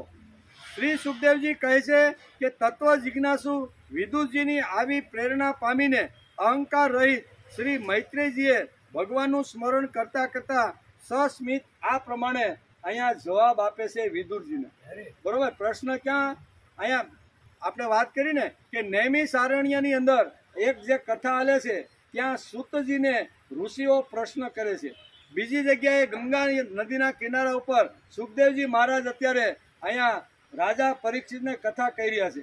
અને એ જે આખી જે વિશ્વનું નિર્માણ એની અંદર રહેલા જે વિરાટ પુરુષનું વર્ણન કરી અને ગંગા નદીના પવિત્ર કિનારા ઉપર મૈત્રેયજી અત્યારે વિદુરની સાથે ચર્ચા કરી રહ્યા છે. વિદુરજીના મનમાં પણ આ એક પ્રશ્ન ઊભો થયો છે. ત્યારે અહીંયા સુખદેવજી કહે છે કે જે રાજા પરીક્ષિતના મનની અંદર જે કાંઈ પ્રશ્ન ઊભો થયો હતો અને સુખદેવજીએ જે કાંઈ એને જવાબ આપ્યો હતો મેં એનું જ્ઞાન આવી રીતનું મેળવ્યું છે, તો એ પ્રમાણે હું તમને આ મારી બુદ્ધિ પ્રમાણે હું તમને વાત કરીશ. પણ વાત કરવાની છે કાલે રજા છે કા? ના, એમાં શું છે, એમાં વાત ઈ છે, અહીંયા શનિ રવિ બધું પ્રોગ્રામ હોય છે, કામ હોય છે આ લોકોને. આપણે પહેલેથી જ આપણે વાત કરી હતી, તો બરાબર છે કે શનિ રવિ તો એને પ્રોગ્રામ. અને જો આપણી અંદર જો કઈ હિલચાલ ન હોય તો કોઈ જગ્યાએ આપણે જઈ શકતા નથી. એટલે ગતિ આપવા વાળા ભગવાન છે. એક જ જગ્યાએથી બીજી જગ્યાએ જો આપણે જવાનું હોય તો ભગવાન જ ગતિ આપે છે. અંદર બેઠેલા જે ભગવાન છે એ ગતિ આપે છે. ભગવાન વિરાટ પુરુષ કહે છે કે જીવના ચરણની ગતિ હું છું. ભગવાન જો ગતિ હોય તો ધર્મ પણ ગતિશીલ હોવો જોઈએ. ગતિ એટલે હિલચાલ. ગતિ એટલે હિલચાલ. આપણા પુરુષાર્થને હલાવ્યો કોણે? ગતિ કોણે આપી? વિરાટ પુરુષ શરીરના અન્ય ઇન્દ્રિયોમાં આવીને દેવતાઓ રૂપે વસ્યા છે. તે આપણે સતત ગતિ આપતા રહેલા છે. વિરાટ પુરુષ આપણા શરીરની અંદર જે કાંઈ ઇન્દ્રિયો અથવા જે કાંઈ આપણી પાસે જે શરીર છે એને ગતિ આપવાનું કામ કોણ કરે છે? અંદર બેઠેલા દેવતાઓ. અને દેવતાઓને શક્તિ કોણે આપી? તો કે ભગવાને. આ આખું જે જ્ઞાન છે એ જ્ઞાન અત્યારે મૈત્રેય ઋષિ વિદુરને સમજાવી રહ્યા છે. ગતિનો એક બીજો અર્થ છે ઉપાય. ભગવાન જ આપણો ઉપાય છે, બીજો કોઈ ઉપાય નથી. ભગવાન જ આપણો ઉપાય છે, બીજો કોઈ આપણો ઉપાય નથી. હે મૈત્રેયજી ઋષિ વિદુરને કહે છે કે વિરાટ પુરુષ પ્રગટ થયા અને બધા જ દેવતાઓને દરેક ઇન્દ્રિયમાં સ્થાપિત કરી દીધા. વિરાટ પુરુષ આવી રીતના ઉત્પન્ન થયા. બધા શરીરના જે અંગો હતા એ બધા જ ઇન્દ્રિયોની અંદર અલગ અલગ દેવતાઓને સ્થાપિત કરી દીધા. આમ અત્યારે વિદુરજીને મૈત્રેય ઋષિ અહીંયા હરિદ્વાર ક્ષેત્રમાં કહે છે, કોઈ પણ જીવનમાં ભગવાનને લઈ જાઓ. ભક્તિ એટલે સામાજિક શક્તિ. ભક્તિ જે સોશિયલ ફોર્સ, આમ અંગ્રેજીમાં પણ કહે છે. ભગવાનના દીકરા તરીકે બંધાઈ જઈએ તો ભગવાન આપને ગતિ આપે છે. એકવાર ભગવાન સાથે આપણે બંધાઈ જઈએ તો પછી ગતિ આપવાનું કામ કોનું છે? ભગવાનનું છે. એટલે ભગવાન સાથે બંધાઈ જવું જોઈએ. અને આપણે આ ઉંમર જ એવી છે. અત્યારે આપણે બધા જે બેઠા ને એ મોટા ભાગના લગભગ 60 વર્ષથી બધા ઉપર છે. હવે આપણે કોઈ જગ્યાએ બીજી જગ્યાએ બંધાવું એના કરતાં ભગવાન જોડે આપણે બંધાઈ જવું જોઈએ. ભગવાન જોડે એકવાર બંધાઈ ગયા ને તો જવાબદારી બધી ભગવાનની આવી જાય છે. આપને ગતિ આપી નહીં આપી, જવું નહીં જવું, જે કાંઈ જે છે એ ભગવાન પોતે સંભાળી લે છે. તેથી વેદવ્યાસ ભાગવતમાં લખે છે કે સુખદેવજી રાજા પરીક્ષિતને પૂછેલા પ્રશ્ન અને અત્યારે વિદુરજીને મૈત્રેય ઋષિ આ રીતે સમજાવી રહ્યા છે. જ્યારે તેને ચરણ ઉત્પન્ન થયા ત્યારે તેમનામાં લોકેશ્વર વિષ્ણુ પોતાની શક્તિ ગતિ સાથે પ્રવેશ્યા. આ ગતિ શક્તિ વડે જીવ પોતાના અનેક પ્રકારના અનેકવિધ કાર્યો આ ગતિ દ્વારા થઈ શકે છે. આપણે માનો ઘેરેથી અહીંયા નીકળ્યા તો આવ્યા એનું કારણ શું છે? કે ભગવાને આપણા પગની અંદર ગતિ ભરી છે અને એ ગતિથી આપણે અહીંયા સુધી આવ્યા. એટલે ગતિર ભરતા પ્રભુ સાક્ષી. ગીતાકાર પણ આ જ કહે છે. અને વિરાટ રૂપ ધારણ કરી અને ભગવાને આ જ્યારે આખું વિરાટ પુરુષ લીધું ત્યારે પણ આ જ વાત સમજાવે છે. ત્યાર પછી બુદ્ધિ ઉત્પન્ન થઈ. આ બધા ભગવાનના શરીરની અંદર જે ઇન્દ્રિયો છે, કઈ ઇન્દ્રિયો ક્યાં રીતની સ્થાપિત કરવી તે અત્યારે મૈત્રેય ઋષિ કહે છે. ભગવાને મને સરસ્વતી નદીના કિનારા ઉપર જતા પહેલાં જે જ્ઞાન આપ્યું છે ને એ જ્ઞાન હું અત્યારે તમને કહી રહ્યો છું. એમ કરી અને વિદુરને મૈત્રેય ઋષિ કહે છે કે જ્યારે તેને ચરણ ઉત્પન્ન થયા ત્યારે તેમનામાં લોકેશ્વર વિષ્ણુ પોતાની શક્તિ ગતિ સાથે પ્રવેશ્યા. આ ગતિ શક્તિ વડે જીવ પોતાના ગંતવ્ય સ્થાને પ્રાપ્ત કરે છે. ગતિર ભરતા પ્રભુ સાક્ષી. આમ ગીતાકાર પણ આ જ વાત સમજાવે છે. ત્યાર પછી બુદ્ધિ ઉત્પન્ન થઈ. પોતાના આ સ્થાનમાં વાક પતિ બ્રહ્મા પોતાની અંશભૂત બુદ્ધિશક્તિ સમેત પ્રવેશ્યા. આ બુદ્ધિશક્તિથી જીવ જાણવા યોગ્ય વિષયોને સારી રીતે જાણી શકે છે. તેથી જ બુદ્ધિ પૂજન આવ્યું. રોજ બુદ્ધિનું પૂજન કરવું જોઈએ. ભગવાને પણ અહીંયા આખું વિરાટ સ્વરૂપ ધારણ કરી અને એક સ્થાન એવું બતાવ્યું કે જ્યાં બુદ્ધિનું નિવાસ સ્થાન હોય. એટલે કે આ બુદ્ધિ શક્તિથી જ જીવ જાણવા યોગ્ય વિષયોને સારી રીતે જાણી શકે છે. બુદ્ધિ હોય તો માણસ કરવું નહીં કરવું, ખાવું નહીં ખાવું, જવું નહીં જવું, આ બધા જે નિર્ણયો છે એ કોણ લે છે? બુદ્ધિ છે. તેથી આ વિરાટ પુરુષે જે આખું માનવ શરીર જે નિર્માણ કર્યું એની અંદર અલગ અલગ દેવતાઓને બેસાડવામાં આવ્યા છે. અને બુદ્ધિ અહીં કહે છે કે ભગવાન પણ આવી રીતના બુદ્ધિમાં આવીને બેસી ગયા છે. કઠોપનિષદમાં બુદ્ધિનું મહત્વ શાસ્ત્રકારોએ સમજાવ્યું છે. આત્માનામ રથનમ વિધિ, બહુ સરસ કીધું છે કે બુદ્ધિનું મહત્વ કેટલું છે. અને ભગવાને આ બુદ્ધિ અહીંયા માનવ શરીરના અહીંયા કપાળ ઉપર, એટલે આપણે કહીએ ને આપણા કપાળ, એના ઉપર આપણી બુદ્ધિનું રહેઠાણ રાખી દીધું છે. આત્માનામ રથિનામ વિધિ શરીરમ રથમેવતું બુદ્ધિમ તું સારથી વિધિ મન પ્રગહ મેવચ ઇન્દ્રિયાણી હયાનિહુ વિષયાસ્તેષુ ગોચરણ. બહુ સરસ અહીંયા ઉપનિષદે પણ આ બુદ્ધિનું મહત્વ સમજાવતા બહુ સારી રીતે સમજાવવાનો પ્રયત્ન કર્યો છે. આત્માનામ રથિનમ વિધિ, આત્માને રથનો માલિક સમજ. આપણો જે આત્મા છે ને, આ શરીર ઉપરનું આખું વર્ણન છે. આત્માને શરીરનો માલિક સમજ. આત્માનામ રથિનમ વિધિ શરીરમ રથમેવતું, શરીરને રથ સમજ. હું શરીર આપણું જે છે એ રથ છે અને આત્મા એ રથનો માલિક છે. ત્રીજી વાત કહે છે કે બુદ્ધિમ તું સારથીમ વિધિ, બુદ્ધિને તું સારથી સમજ. પછી મન પ્રગહ મેવચ, એટલે મન એ લગામ છે. મન કેવું છે? આખા બહુ સરસ આ એક દ્રષ્ટાંત આપીને સમજાવવાનો પ્રયત્ન કરે છે. મન એ લગામ છે, ઇન્દ્રિયો એ ઘોડા છે. મન પ્રગહ મેવચ ઇન્દ્રિયાણી હયાન, એટલે ઇન્દ્રિયો છે એ ઘોડા છે. અને પછી વિષયાસ્તેષુ ગોચરા, એટલે ઘોડાઓને ચરવાનો માર્ગ છે એ બધા વિષયો છે. વિષયો છે એ ઘોડાને ચરવા માટેનો માર્ગ. આખું રથનું દ્રષ્ટાંત આપી ઘોડા લગામ અને એની અંદર બેઠેલો જે સારથી છે, સુંદર મજાનું દ્રષ્ટાંત આપી અને આ શરીરની અંદર ભગવાન કેવી રીતના છે એનું સુંદર મજાનું વર્ણન કર્યું છે. બુદ્ધિરૂપી સારથી જો તેજસ્વી હોય, સમર્થ હોય અને દક્ષ હશે તો જ આ જીવન જોઈએ. વિરાટ પુરુષે પોતાના શરીરનું આવી રીતનું નિર્માણ કર્યું, અલગ અલગ દેવતાઓને અલગ અલગ જગ્યાએ બેસાડ્યા. એમાં બુદ્ધિનું મહત્વ અહીંયા વેદવ્યાસ લખે છે અને મૈત્રીજી અત્યારે વિદુરને અહીંયા બહુ હરિદ્વાર ક્ષેત્રની અંદર આ વાત સમજાવે છે. વિશુદ્ધ બુદ્ધિ કામધેનુની માફક જીવન વિકાસના બારામાં યથેચ્છ ફળ આપે છે. તુલસીદાસ પણ આના બાબતમાં કહે છે કે જ્યાં સુમતિ તહાં સંપત્તિ નાના. જ્યાં સુમતિ હોય ત્યાં સુમતિ એટલે સારી મતિ, સારી મતિ એટલે બુદ્ધિ. જ્યાં માણસની સારી બુદ્ધિ હોય ત્યાં હંમેશા સંપત્તિ તાગડ ધીંગા અને ડોલતી અને નાચતી હોય છે. જ્યાં સુમતિ તહાં સંપત્તિ નાના, જહાં કુમતિ તહાં વિપત્તિ નિધાના. એમ તુલસીદાસ પણ પોતાના આવી રીતના ગ્રંથની અંદર લખે કે જ્યાં કુમતિ હશે ને ત્યાં હંમેશા દુઃખ, ક્લેશ અને આવી રીતનું વાતાવરણ હશે. કે બુદ્ધિને વિશુદ્ધ કરવા માટે તેને રોજ સ્વાધ્યાય સત્સંગથી સ્નાન કરાવવું. બુદ્ધિને જો શુદ્ધ રાખવાની હોય, પવિત્ર રાખવાની હોય તો બુદ્ધિને રોજ ભગવાનના વિચારોમાં, સ્વાધ્યાયના વિચારોમાં, સત્સંગના વિચારોમાં, શાસ્ત્રના વિચારમાં કલાક 2 કલાક ડૂબાડવાનો માણસે રોજ પ્રયત્ન કરવો જોઈએ. બુદ્ધિને વિશુદ્ધ કરવા માટે તેને રોજ સ્વાધ્યાય અને સત્સંગથી સ્નાન કરાવવું જોઈએ. ભગવાનની પૂજા કર્યા પછી આપણે તેના ચરણમાં માથું નમાવીએ છીએ. તેની પાછળ ભાવ છે, ભગવાન આ મસ્તક મારું નથી, આ મસ્તક તારું છે. આપણે સવારમાં બધા પૂજાપાઠ તો કરતા જ હોઈશું અને પૂજાપાઠ કરી અને પાટલા ઉપરથી જ્યારે આપણે ઉઠીએ છીએ ત્યારે ભગવાનને આપણું મસ્તક નમાવી અને પછી કહી છે કે ભગવાન કલાક સુધી તારી પાસે બેઠો, બરાબર? આ માથું પણ તારું છે, માથામાં અંદર રહેલી બુદ્ધિ પણ તારી છે. આ એ માથું નમાવવા પાછળનો આ ભાવ છે.